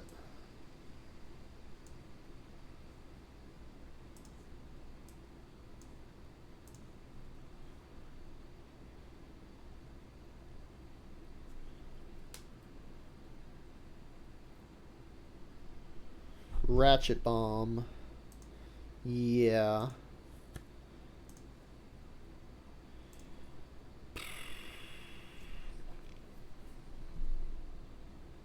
Yeah, sure, I'll do this now. They've got Urza Saga on top. Alright, so the read was correct. They are playing Urza Saga. So Alpine Moon was a good thing to bring in. So if I play Channeler, I could then play the Bauble, but then they'd have 2 things to hit with their Ratchet Bomb next turn. Doesn't seem great. If I play the Goyf, that kind of plays into a Liliana of the Veil, but at a minimum, if that's what happens, we'll have the Kolaghan's Command to finish the Liliana and then buy the creature back. But I would really love to keep some amount of artifact hate for Urza Saga and or Rax, but we've got Ancient Grudge for that. So our bases are still kind of covered if I just play the Goyf and they have the Edict. Like, them having the Edict would be pretty much the worst case. But it's not even that bad. Alright. Blood Crypt. Goyf.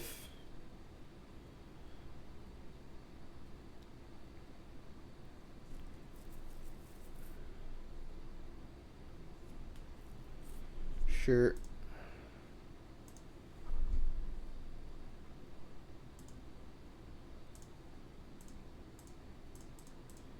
And then do I want to play the Bauble now for any reason? I guess I actually want to hold it now that I have a Channeler in hand. I can get a free Surveil off of it when I do play Channeler. And my mana's pretty tied up next turn anyway. I don't really imagine drawing something off of the Bauble that I would want to do before some number of these.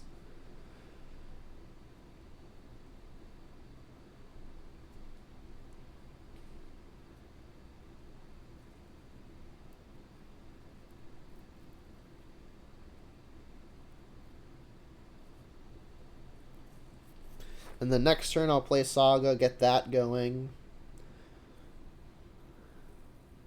They've got the Saga of their own that we know about. Imagine they're going to play that here. Although if they play Saga, they can't Liliana. So yeah, maybe they've got the Lily. They're casting the Rack. Interesting choice.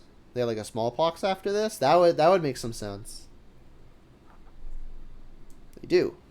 Okay, so I could just discard the Ancient Grudge, but I think it's worth more just to like have it in my hand.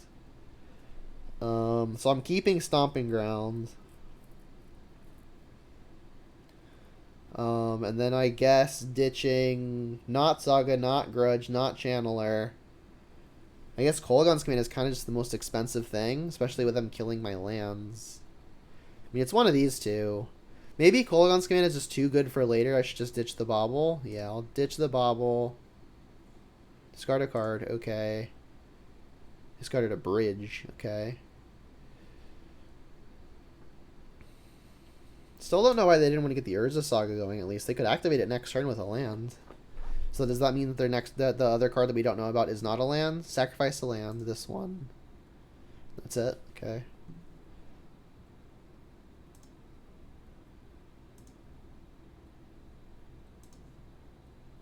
Take 0.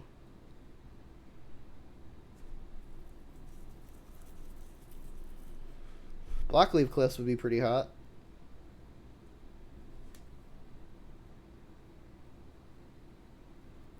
What are you gonna like surgical me or something? You should wait till draw step.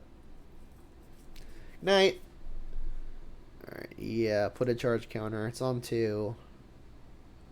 Ragavan's interesting. Well, Ragavan's good versus the removal, versus the mana denial plan. I could just dash it, and then off of the treasure play Channeler. Pretty nice that the Ratchet Bomb has moved past the point of being able to kill my stuff. All right, so here's Urza Saga. Trigger. I mean, I could just cast Ragavan, but that's a lot weaker to a single removal spell.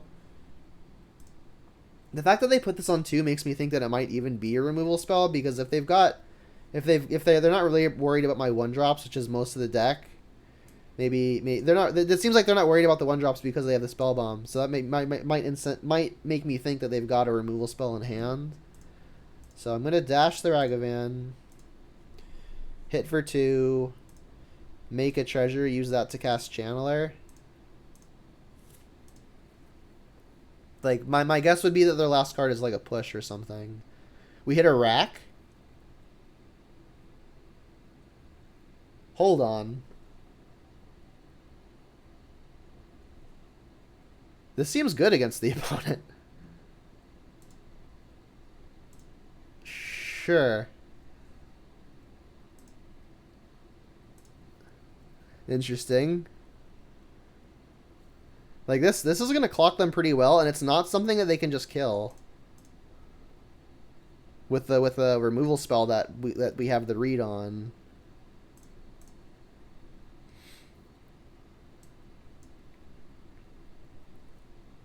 There's the Saga. Yep, we knew about that one. You gonna like attack for 2? Right, so I'm thinking one of the cards in their hand is Fatal Push.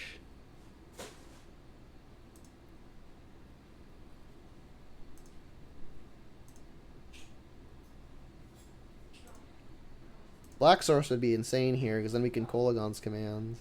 Take 0. That is a Black Source, but it's a very painful one.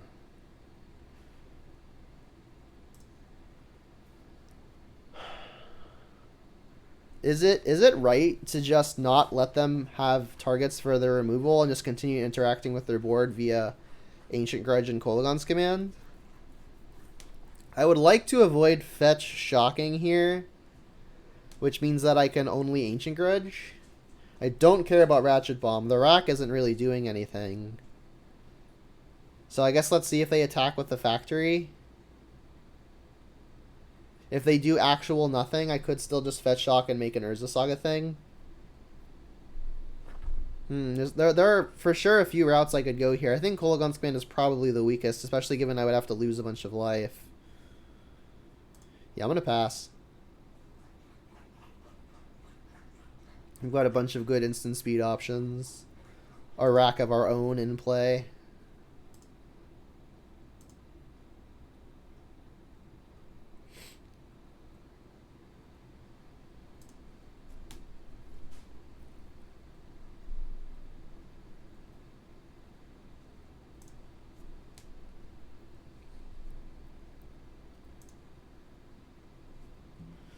I'll keep an eye on the time. If I lose this game, I may need to play super quick game 3, but I'll be careful. Alright. They did nothing. I mean, this rack kind of isn't hurting me, but neither is the Ratchet Bomb. I think I'm just going to go after the rack anyway, because I do want to use my mana.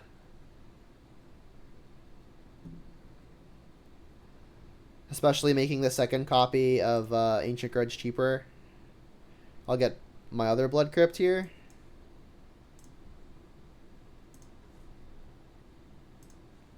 Urza Saga's gonna pop. We drew a land though. So do I just make a 2/2? Which would actually be a 3/3 because if we have a rack of our own. Yeah, I think I'm making a 3/3 here.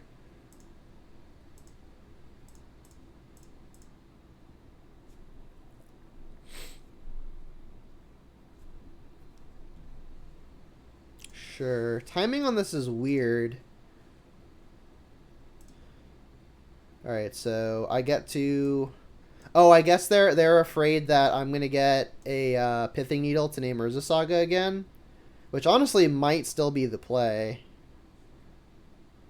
Yeah, let's Pithing Needle Urza Saga, I think.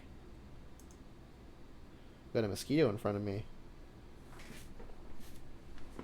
Where'd it go? I don't know. Alright, so Urza Saga. Urza's Saga. Play the land, and then do we attack for 4? I think I'm gonna be able to pull ahead pretty reasonably. If I just wait. So I think I'm just gonna pass. I could again fetch Shock to play one of my one of my red creatures, but I can still just hold up the Ancient Grudge that's in my yard.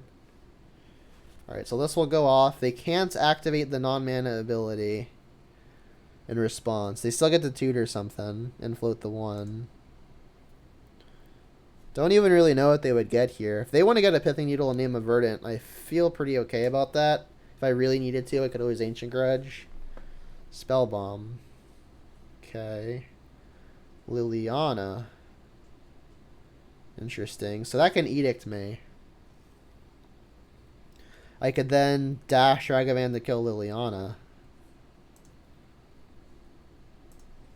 So now fetch Shocking to kill this is has me losing the exact same amount of life. So I think I can. I guess I'll just get basic forest actually, save the life altogether. Second half of this is green, forest, Ancient Grudge, kill the creature.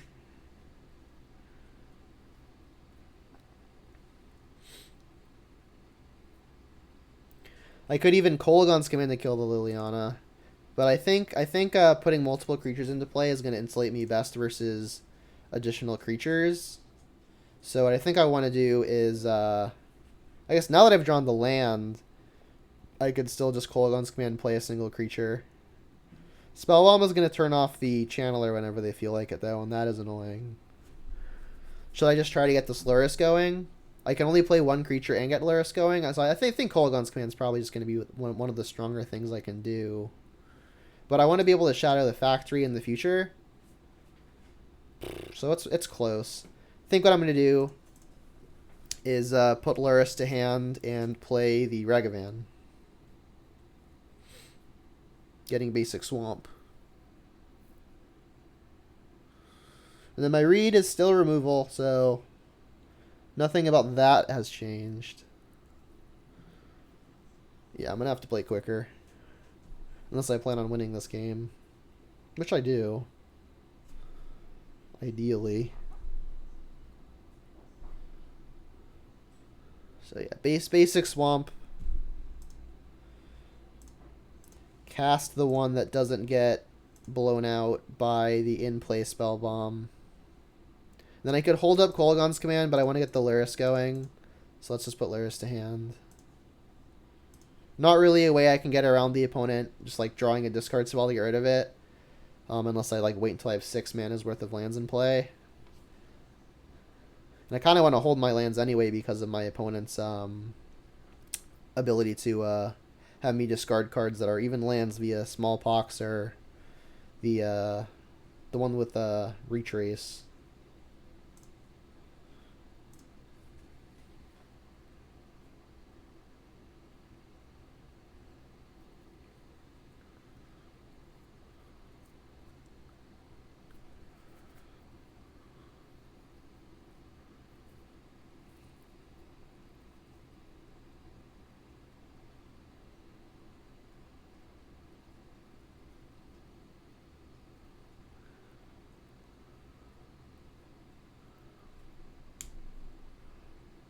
So if they plus the Liliana here, I will ditch Dragon Rage's Channeler. And then I'll have the option of Kolaghan's Commanding to finish the Liliana, buyback Channeler, replay Channeler. Alright, so the read was correct. That could have been recently acquired, so not even necessarily. Saga is problematic. Raven's Crime. Yep. There goes Channeler. Each player discards a card. Well, I guess now I have to ditch the Kolaghan's commands. That way I can Lurrus plus Channeler. They don't have a rack in play, which is good. They didn't attack for 2. Interesting. Renin 6 is a good one. I think I need to get these creatures going, though. Which means I'm going to be discarding Renin 6, which is unfortunate.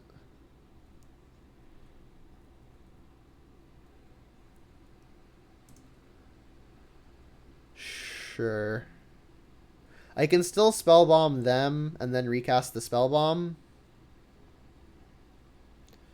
Not ultra ideal.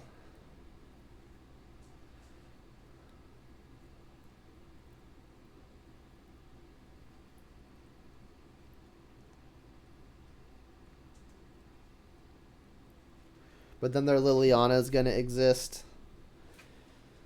to kill my Lurrus, and they've got this as well. Okay, I'm dead. I could conceivably win this game, but my odds are very, very low, and I wanna have time to play a third game.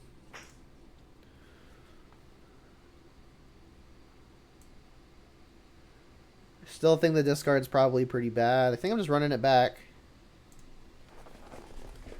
And then playing quickly.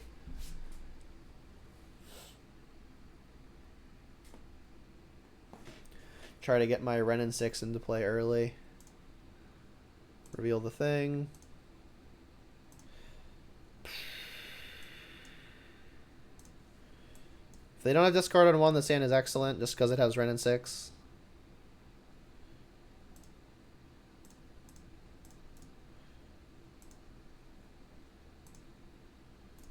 So I will hope for no turn 1 discard, which is not unlikely.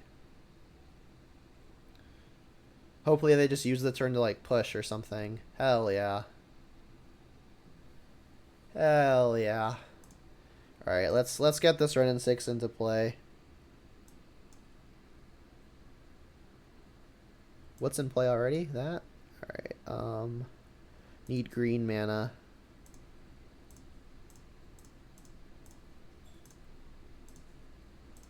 Start building a hand.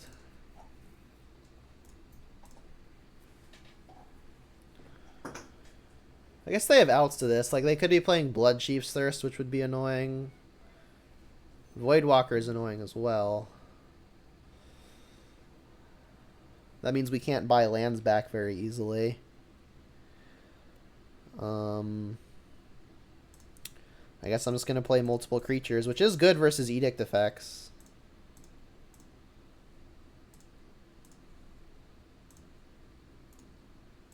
Gonna need to find a way to kill this so I can start re-looping cards. Although now if they have Inquisitions and Thoughtseizes, I'm ecstatic, because they don't take anything. Saga's problematic.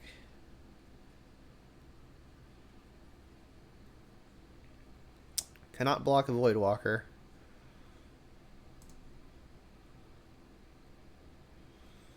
I would love a removal spell.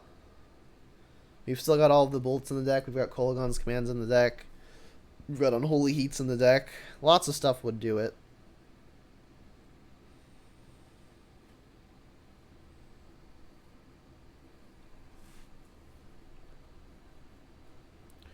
They could have discard for Lurrus, that's true. But they didn't use discard earlier. To take the Renin 6. Take 0.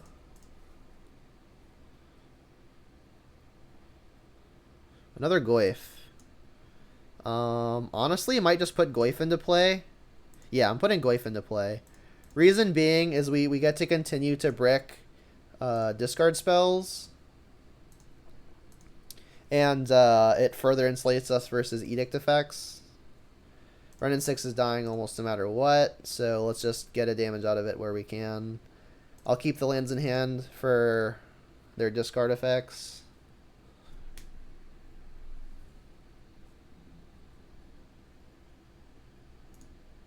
They know my hand.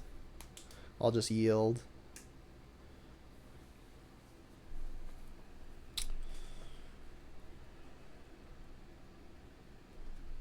The glyphs are quite large, which is good.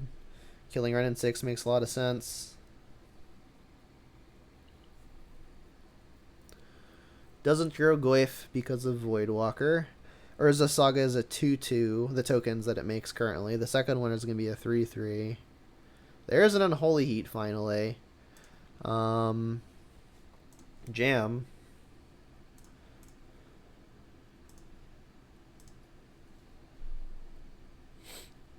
If they make a 2/2 and block, I think I'm just going to let them block, because killing the Voidwalker seems like it's going to be pretty important. If I play the lands, I could also put Lurrus into hand, which would mean I still take 0 off of rack. It leaves me open to burn spells for a turn, which would be annoying. Yeah, let's just let the damage happen. Shock. Keep up a red source. Kind of telling them that I found something here. Do you want to use the turn making a thing?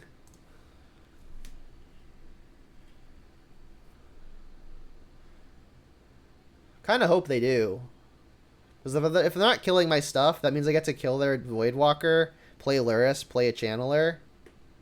They're also going to be adding enchantment for themselves. They could get Spellbomb to Spellbomb themselves, which would pretty significantly grow, shrink my stuff.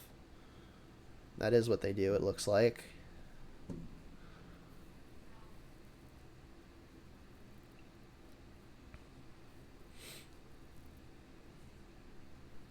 I even forgot that what's exiled. A Channeler and a Ren and 6. Yeah, I forgot that this could actually cast spells.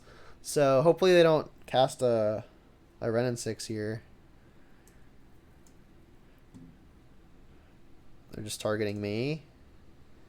Alright, well they could sacrifice a Voidwalker in response to cast a Ren and 6, so I have to let them attack first.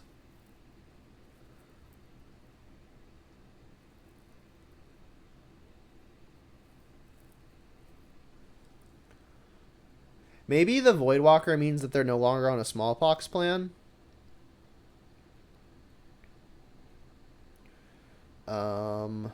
I will discard a card. This one. I've got the basic forest in play already, so the Mire seems better.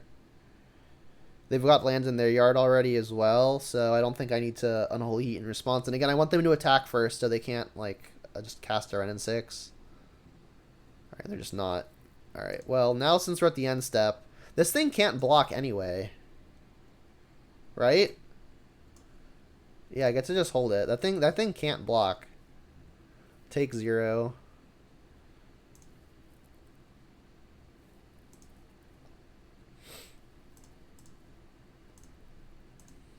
My glyphs do not have shadow.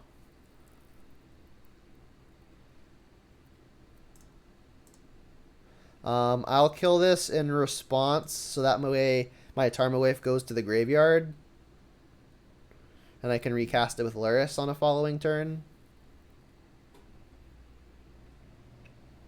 Also going to add creature to the yard on my opponent's side.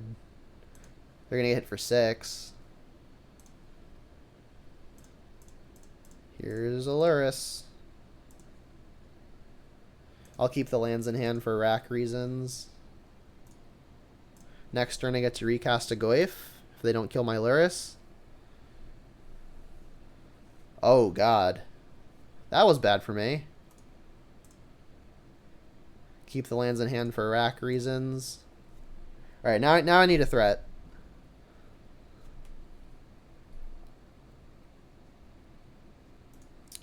Or another lightning bolt. There's one other in the deck.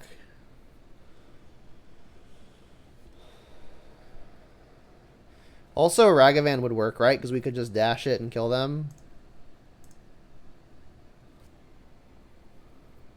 Uh-oh.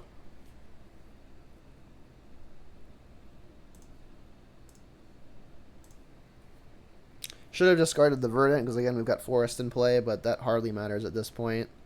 So, Ragavan would win the game on the spot. Other Lightning Bolt would win the game on the spot. Kolaghan's Command also wins the game on the spot.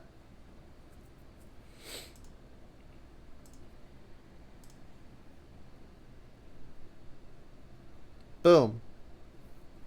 Ragavan.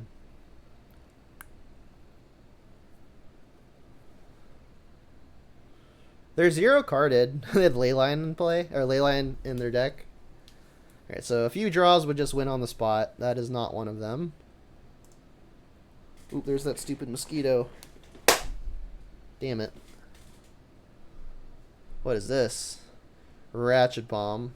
Well, that might take away Ragavan as an out.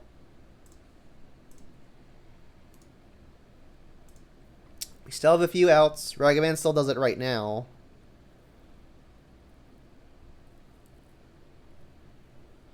As does Kolaghan's Command. Come on, deck. Be kind. Be kind. Perfect. Cast with dash.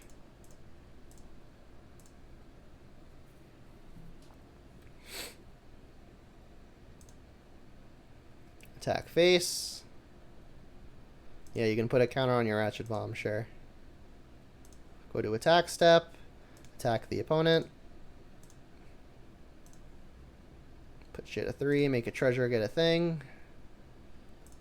Lightning Bolt, target your face, please. Sick. Monkey.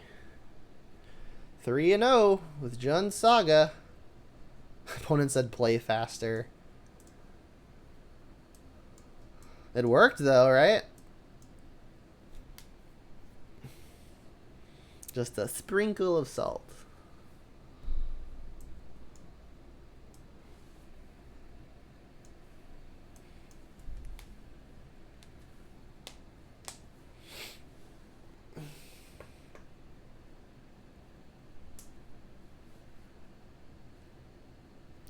Well, I at least got my money back on the league. The Bob emote for the Bobless deck, yes. Should have put one in here just for it to be the icon.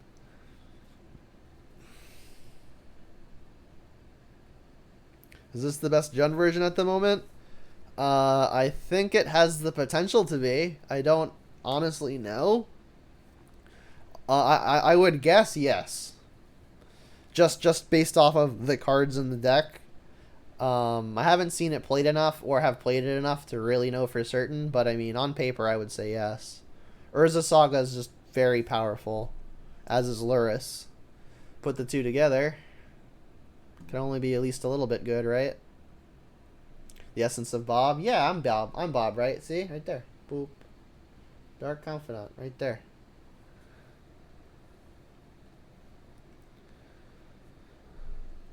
Reveal the busted card.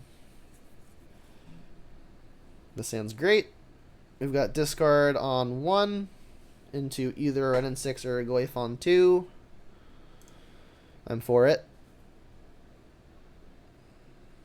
Spire Bluff. Okay, so maybe so the options now are probably Blue-Red Tempo featuring Murktide, but could still be something like Storm or Prowess. Less likely Prowess because of no 1-drop. Let's Inquisition here, see if we can get our Ren and 6 down past a counterspell.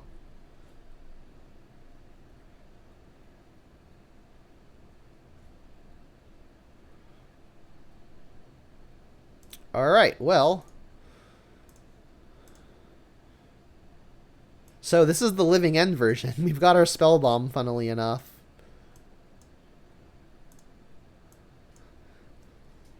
So we're doing alright here. So I may have to use the turn to play Spell Bomb next turn, because otherwise they could Living End and then like just get some flyers, which would be pretty unfortunate. So yeah, if I played a 2-drop here and they found the Living End, I would be kind of boned. I can Scry Trick myself here.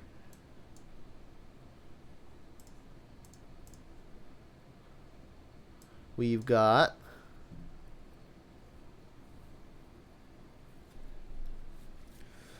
So sad to think that eventually Jund evolved into a list that doesn't include Liliana, and in general any 3-drop plus has to work with artifacts. Yeah, artifacts are good. Resolves. We've got Dragon's Rage Channeler on top. I think I want to keep that. So let's go Mire, Spellbomb, go. I guess like they could have another Force of Negation here, which would be annoying. But they don't, so that's good. So Dragon's Rage's Channeler is going to enable us to double spell next turn, which should be pretty nice. Yield to that. And then I do think I'm going to fetch End Step. It means that we wouldn't necessarily get the card if they Living End in response. But I'm going to be tapping up for 2 threats next turn anyway. So if you've got it, congratulations. Also, I could maybe just beat a 4/4.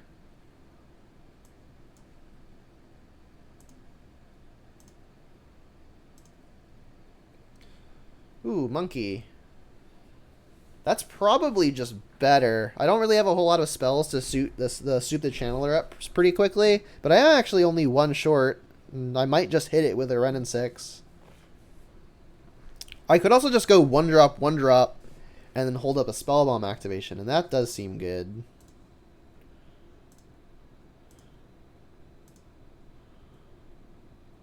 Do I like any of the Innistrad cards already spoiled?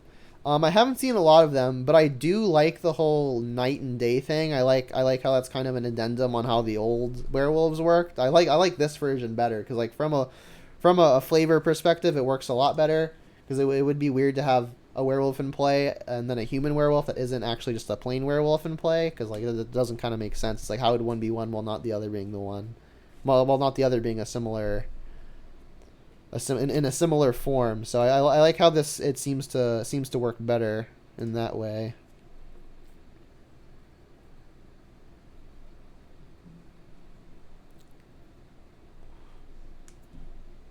Yep.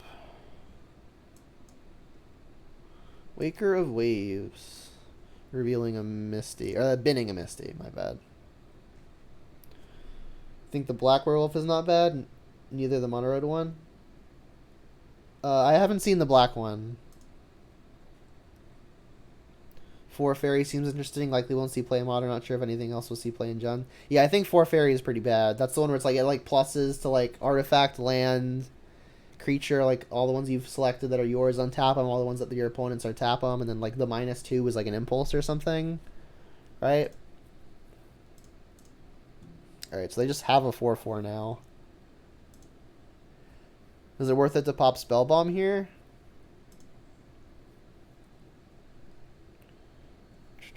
So if I play Ren and 6, I can still maybe get this Channeler through. I mean, this just being a 4/4 flyer is going to be annoying. Goyf does outsize it, though, but not if we pop Spellbomb.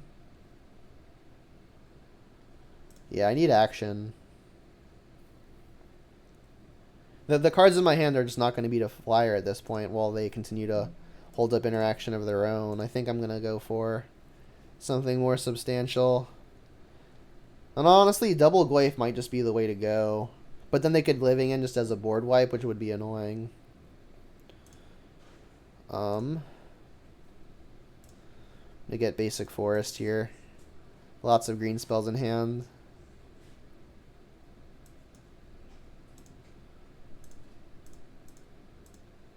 Trigger. Can we hit Delirium? We can. Kind of unfortunate, because like this is actually one that I wouldn't mind just drawing, because then when we do eventually hit Delirium, we could just nuke the Curator. Whereas like when the Ren and 6 resolves here, they'll just attack the Ren and 6. So maybe I actually want to just keep this one and then play Goyf. Sure.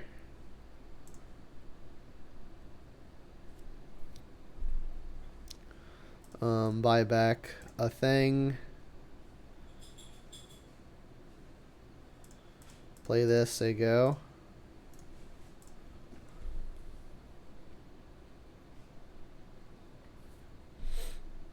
Not great. Again, they could just living in as a board wipe here and then rebuild from there. So we're drawing Unholy Heat. We know nothing about their hand. Run in 7 may create in your deck? I don't think in Modern.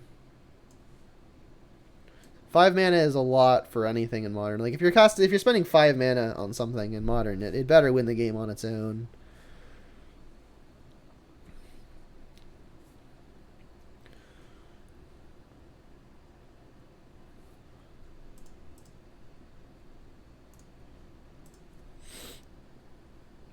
I don't have the card commands working.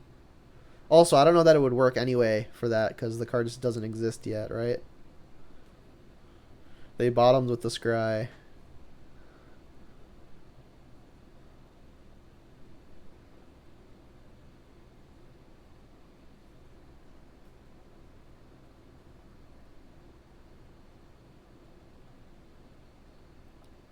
Re-added creature to the yard though, which is nice.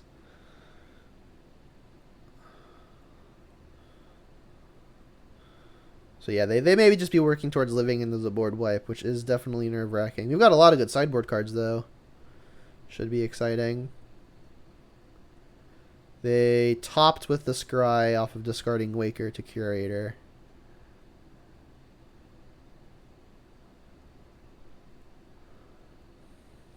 Then if they want to attack, they don't have a block, which means that Ren and 6 would get to survive. I don't know why they're doing this now. Seems pretty free to just wait. Maybe they're trying to get the F6 value.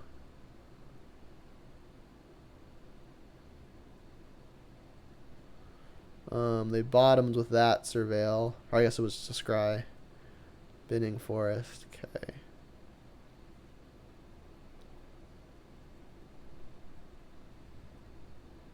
Yeah, doing that now is weird. Especially when they're playing against a deck that probably and does play discard spells. There's the heat.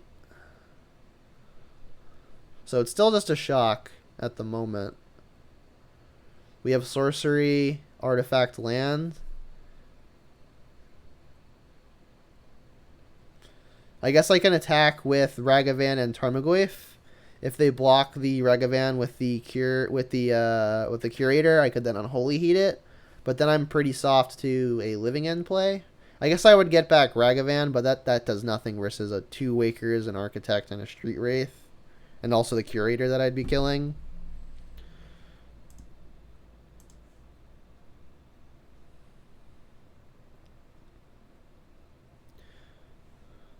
I guess if I attack all, I could always Unholy Heat and use Ren and 6. Yeah, I've got to attack to win here.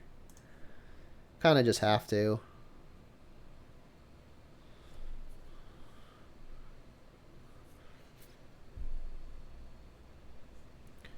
And then I guess I'll Unholy Heat now, because this is going to happen almost no matter what. And then maybe I hit Delirium this way and hit for an additional 2. Well, I will for sure hit Delirium because this is going to go to the yard. Don't want that.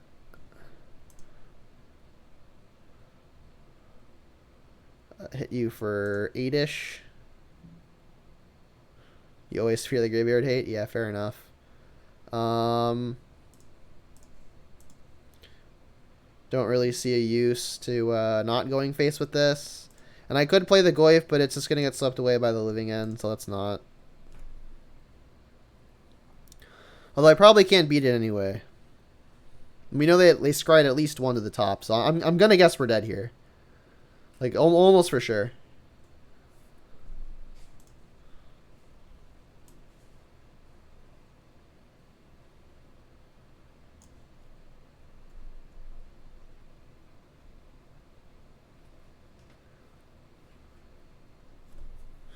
So, Shardless. Yep. I guess we can see if they've got any spicy tech in their deck. Grief makes sense. Violent Outburst, no surprise. Alright, we're dead. There's nothing we could draw here.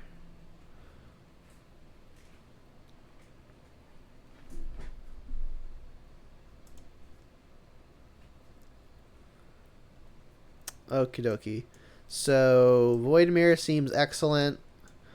Spell Bomb seems excellent, and that's probably it. Not bringing in Terminate, although I guess I could, but it does not seem great. Moon doesn't really do anything. They're not an Urza Saga deck.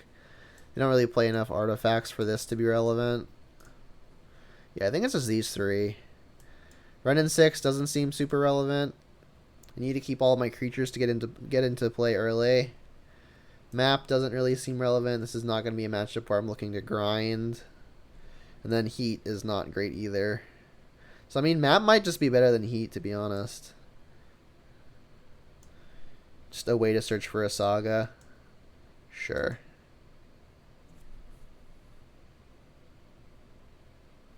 Zelda Planeswalker. Let's go first. Reel the thing. Yep. We got a turn 1 monkey, lots of discard spells, and a piece of graveyard hate. Seems perfect.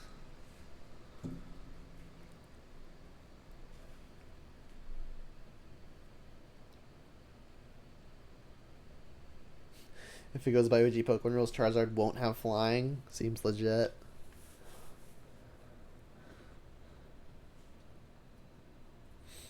It'll have reach. It'll be stupid. Monkey.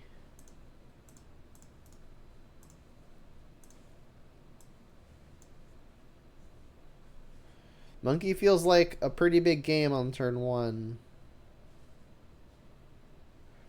Especially versus the deck that probably doesn't have an easy time killing it.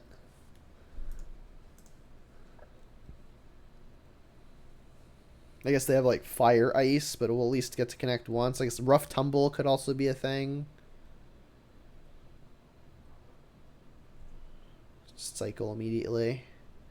Yeah, I don't know that they have enough red cards to play Fury, but I guess a possibility. Grief. Yep, they'll for sure take Spell Bomb, right?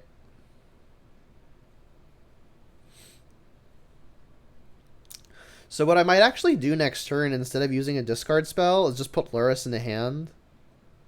Because that would be a way for us to recur Spell Bomb on turn 3. Play land, play Lurrus, with the treasure off of Ragavan, replay Spell Bomb.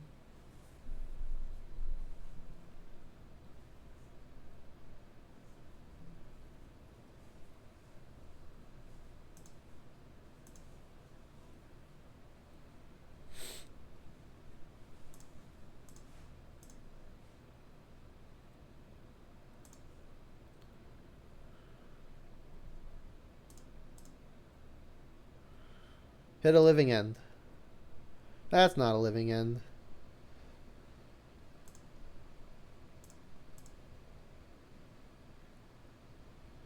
Let's get Stomping Ground.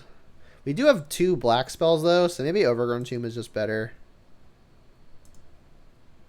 Also, Lurrus is going to be black mana hungry.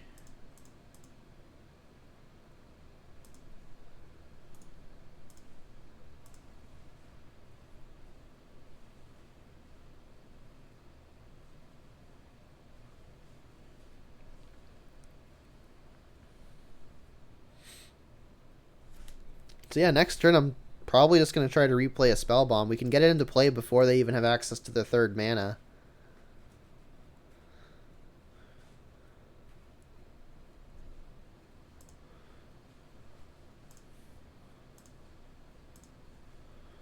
This could be the turn where they're holding up something like Mystical Dispute, but we don't have any blue spells in the deck, so I doubt they boarded that in. Don't know what they could do off of single red mana except for Rough Tumble. But if they had it, they probably would have done it last turn. So I'm going to assume they're just not doing anything this turn outside of a cycle. Connect. Hit a living end. Ingot Chewer. Well, that's good too, I guess. Alright, let's, I guess we can shock first.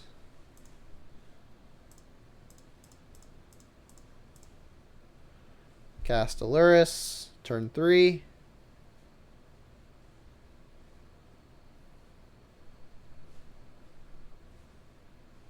Turn 3 Lurrus. I thought this was banned, right?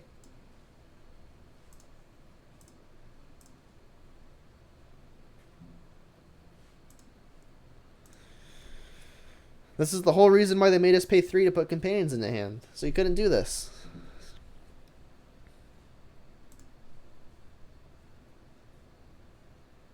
Oh, they don't have a land either?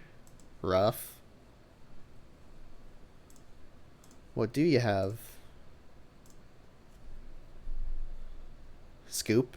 That's what they've got. They've got nothing. The cat. The legendary cat. Nice of them to errata turn 3 Lurrus against combo. Yeah, pretty much. I still don't think I'm wanting to make any changes. I mean, we do have a lot of cards that just aren't very impressive. But I mean, I don't know that they're much better than other spells, right? Like Renin 6 isn't super impressive, and Unholy Heat aren't super impressive. It's possible Kolaghan's Command is better than one of those, but honestly, maybe not even. Like, it's just kind of shock by a creature back, or honestly, maybe even discard a card from my hand to, like, put a creature into play with a living end, but if that's what I'm doing, I'm probably not winning anyway.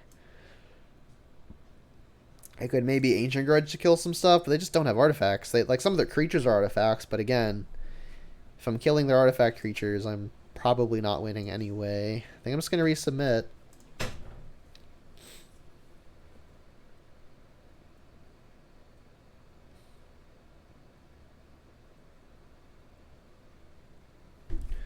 Reveal the busted card. We have turn 1 Channeler, our worst spell bomb, a redraw, and a bolt that does pretty much nothing. In the dark, this is a fine keep, I think, but probably going to have to mulligan to something a little bit more high impact. Alright, well, 0 lands is not the remedy for that, unfortunately. I guess I'll keep that. Bin a needle. Bin not Saga. I want to keep the baubles to like have redraws out of land. So it's got to be one of my 1 mana spells, right?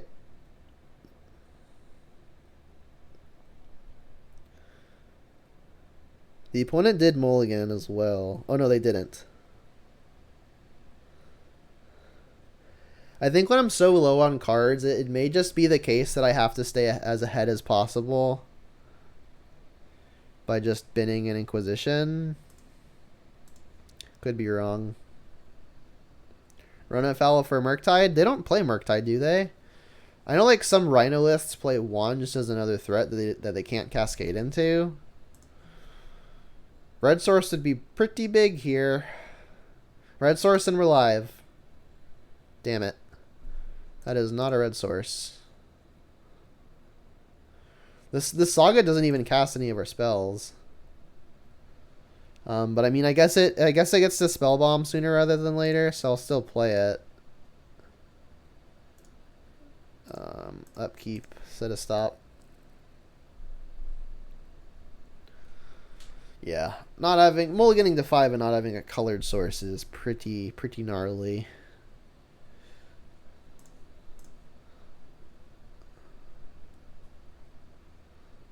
Foundation Breaker.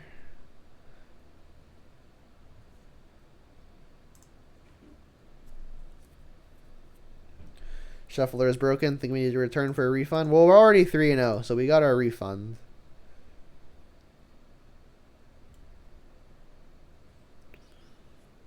I mean, they've got a 7-card hand on the play. There's not even a good guarantee that we'd be ahead anyway. Especially because we know they've got Foundation Breaker.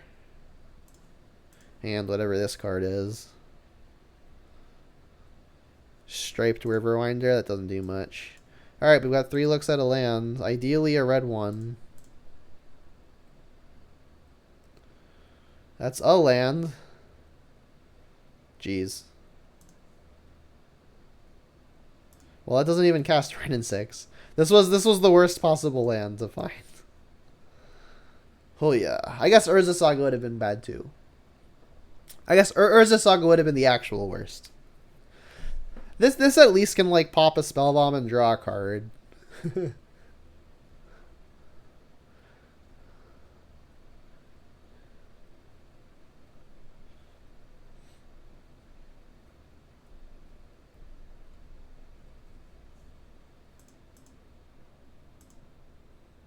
Yeah, not like this.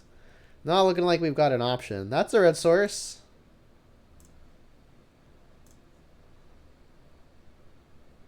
Alright, so this gets Nile Spellbomb, right?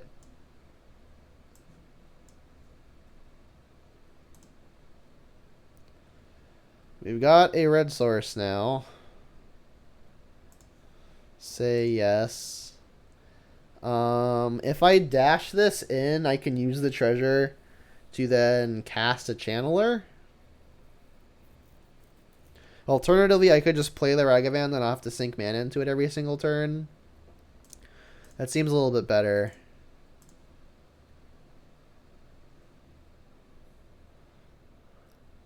That has me losing this 1 mana, but being as choked on mana as I am, I don't think I can afford to continue spending an extra mana on a Ragavan every single turn. Yeah, there is a chance for redemption, but we're gonna have to get extremely lucky. We've got the Spellbomb in play, so we can't get Nutdrawed really quickly. But I mean, they can just start casting their stuff, which is also a problem. They're not even cycling. What does that mean?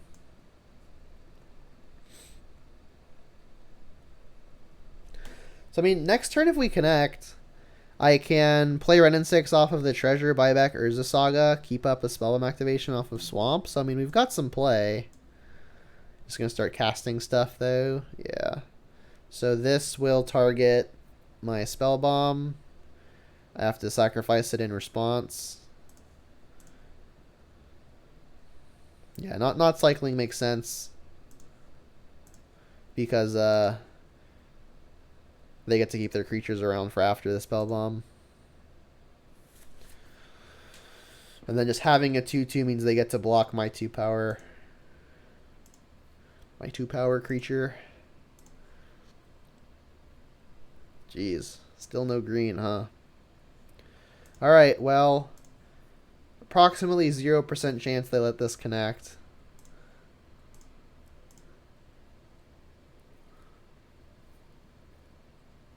But if it somehow does...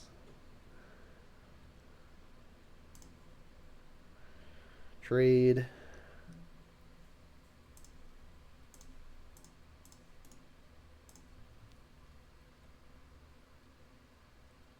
Take that. It's a 3/3.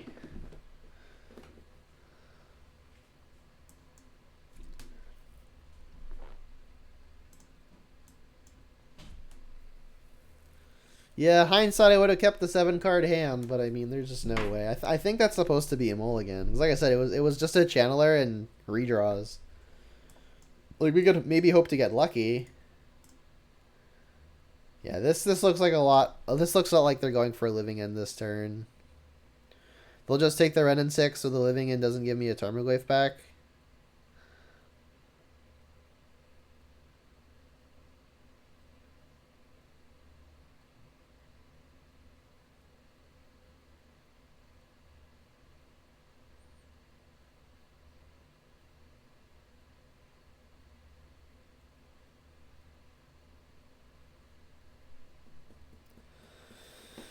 Yeah. Sometimes I wish I were oblivious.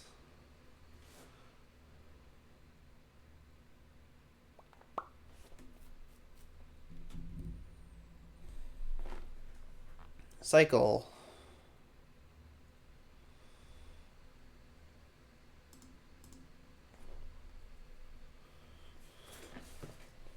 We're in the get extremely lucky part of the game.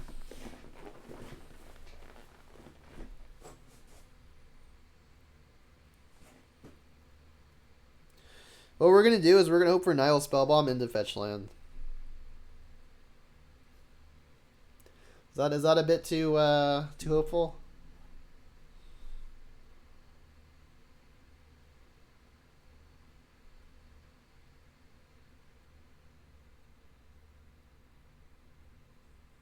No Shardless Agent, can still be a Violent Outburst.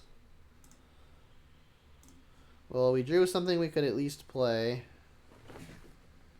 Jam.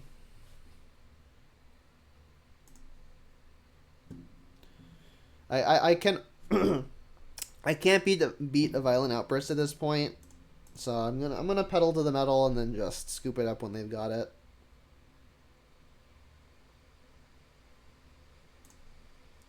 Yeah, taking the cat actually would have probably been a better idea. Because then we could at least play the Spell Bomb next turn. They don't somehow have it now. But I gotta imagine they have it now. Yeah. You got me. 3-1 still pretty good. We have dreams for the 4-1.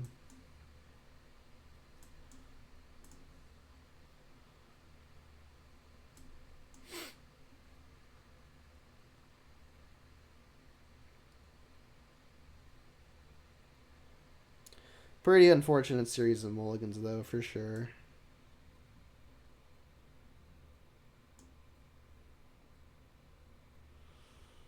Yeah, if we hit a red source, I think we were actually okay. Like by turn 1, like if our Urza Saga are literally any other land, I guess not our 2 non-red basics, but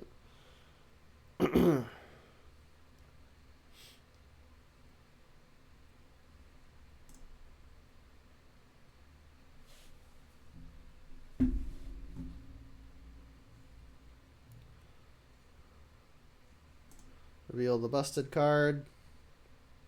And I guess have a keeper. Yorion? Well, if we're playing against Death and Taxes, this hand seems fine because removal's great. If we're playing against something like 5-color Niv, this hand's awful. So I mean, coin flip.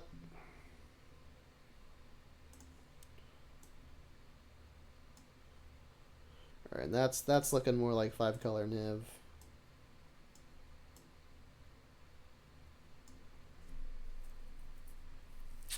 Yup. It's Niv.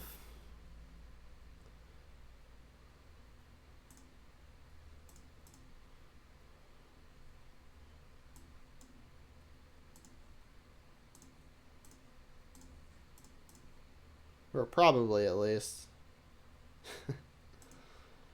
Yep. Yep.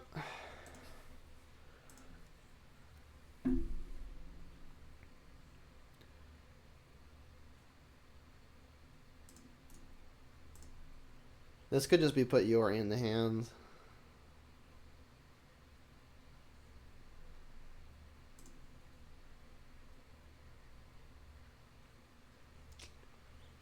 Brutal.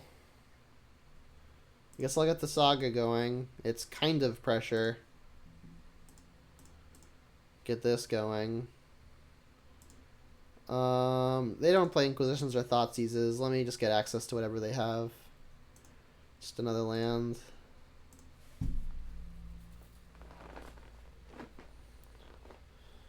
Good card on top. That one's fine. It's a bit slow now.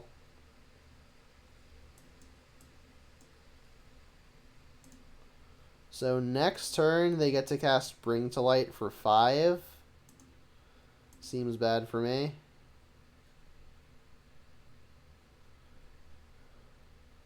If they get Valky, we can always Unholy Heat it down. It is not the ideal way to do it, but it is a way to do it.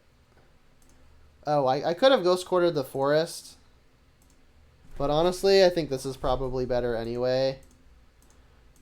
Like, they have an abundance of lands where we're kind of just time walking ourselves if we do that.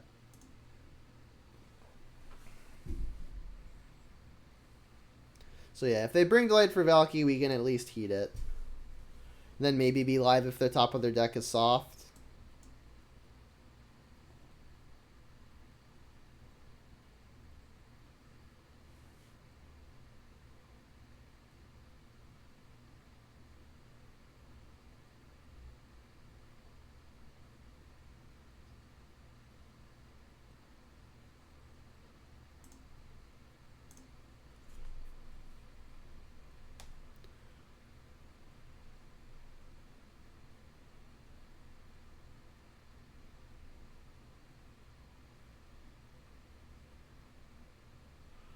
Just get Niv. I mean, we could 1-for-1 in Unholy Heat with the Niv. We can find Delirium. So I mean, we could still get really, really lucky.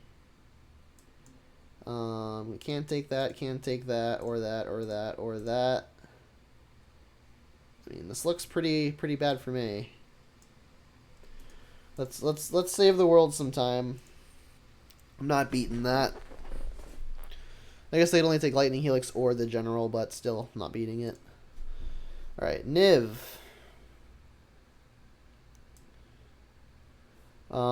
Torpor Orb stops the Niv from niving.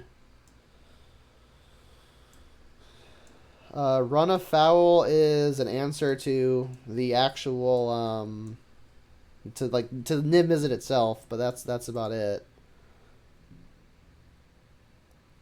I need a creature on one is what what it's gonna boil down to. Like the Run and Fells and Orbs, like they just don't seem that great. But Orb does seem at least better than Run and Foul. Bolts don't do a lot of anything. Let's just do that maybe. Sure. Like I could bring in Kolaghan's Command, maybe it's just like a grindy piece.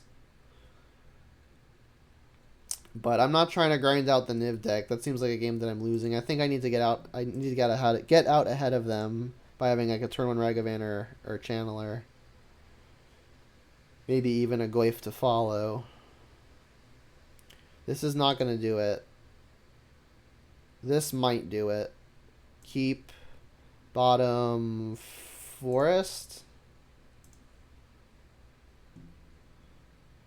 Mountain Ragavan.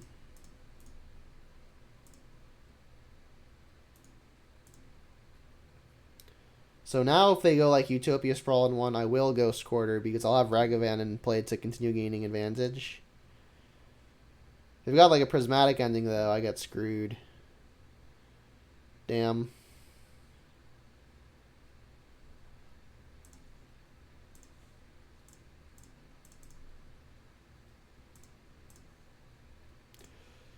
I mean, maybe I can Ghost Quarter them enough to where their mana's bad, but I gotta imagine they've got at least one of each basic and something like Prismatic Vista. And then 6 of your own is annoying. I could maybe work towards Unholy Heating it. Thoughtseize is fine. Sure. Wow. Their Renin 6 is very important, huh? Bring to Light, Guile, Helix, Omnath. Well, if I minus my Renin 6 onto their Renin 6, they'll just Helix my thing. Which seems bad for me, but so do all of the other cards in their deck, in their hand. I think I just have to take the Omnath. Because that card kills me pretty much immediately.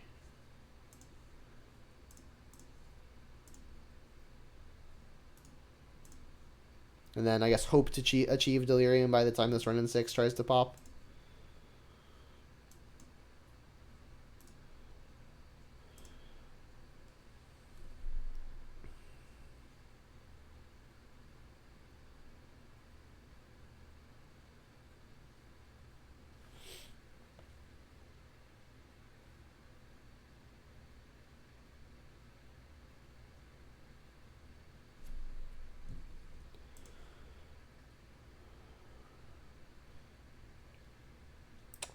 Pithing Needle can name Renin 6.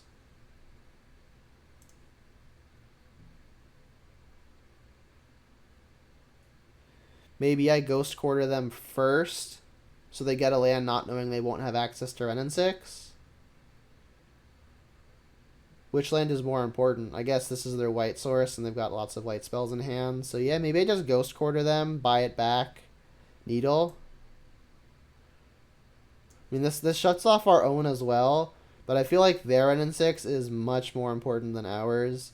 We could always get map with this Urza Saga to find another Urza Saga and not have to like buy it back with the Ren.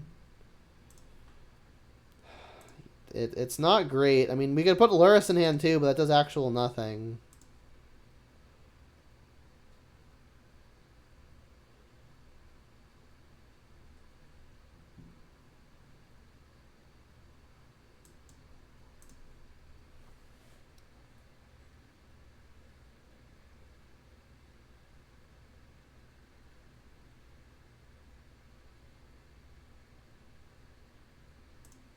Just going to go to the next main phase, so they have to use their mana now or not at all.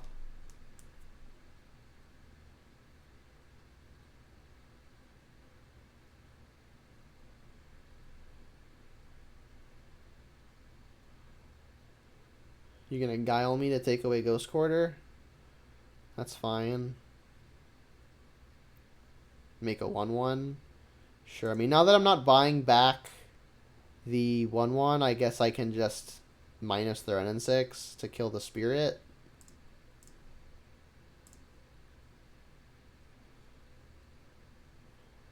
They unfortunately still have the Windswept Heath. This means I'm not activating the Saga.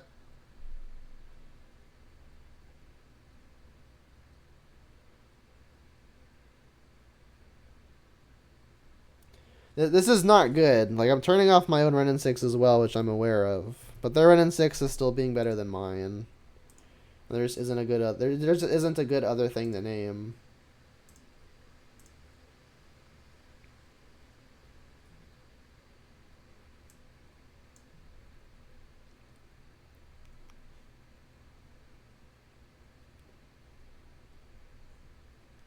Yep, that just draws a card.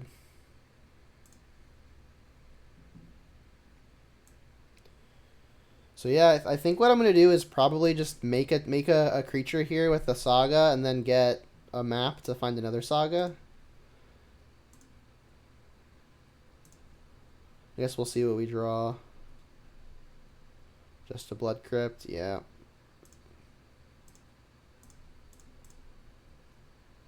Makes a 2/2 because we've got Needle in play.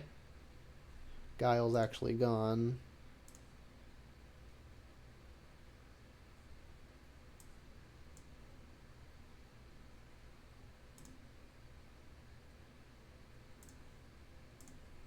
Life total doesn't matter. I'll hold up Unholy Heat.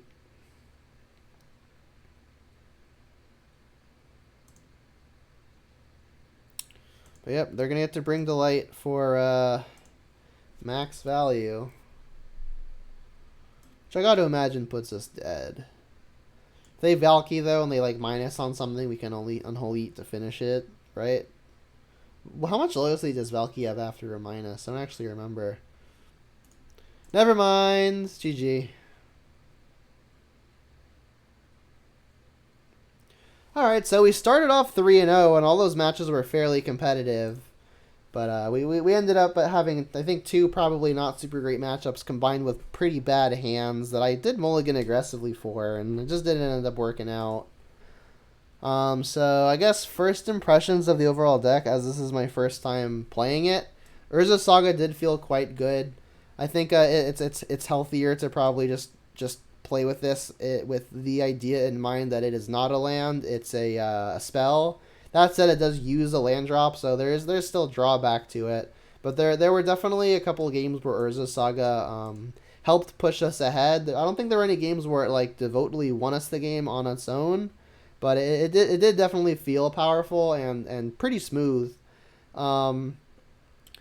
It feels weird having 24 lands in the deck, especially when you're only playing 8 2-drops and everything else in the deck costs literally less than 2. But again, viewing Urza Saga as a spell and not a land, it's kind of like a 20 land deck. But really, this does make colorless mana, and every spell in the deck, with the exception of the colorless artifacts and Termaglyph, has to be cast off of a colored source because it either costs a black or a red and a green.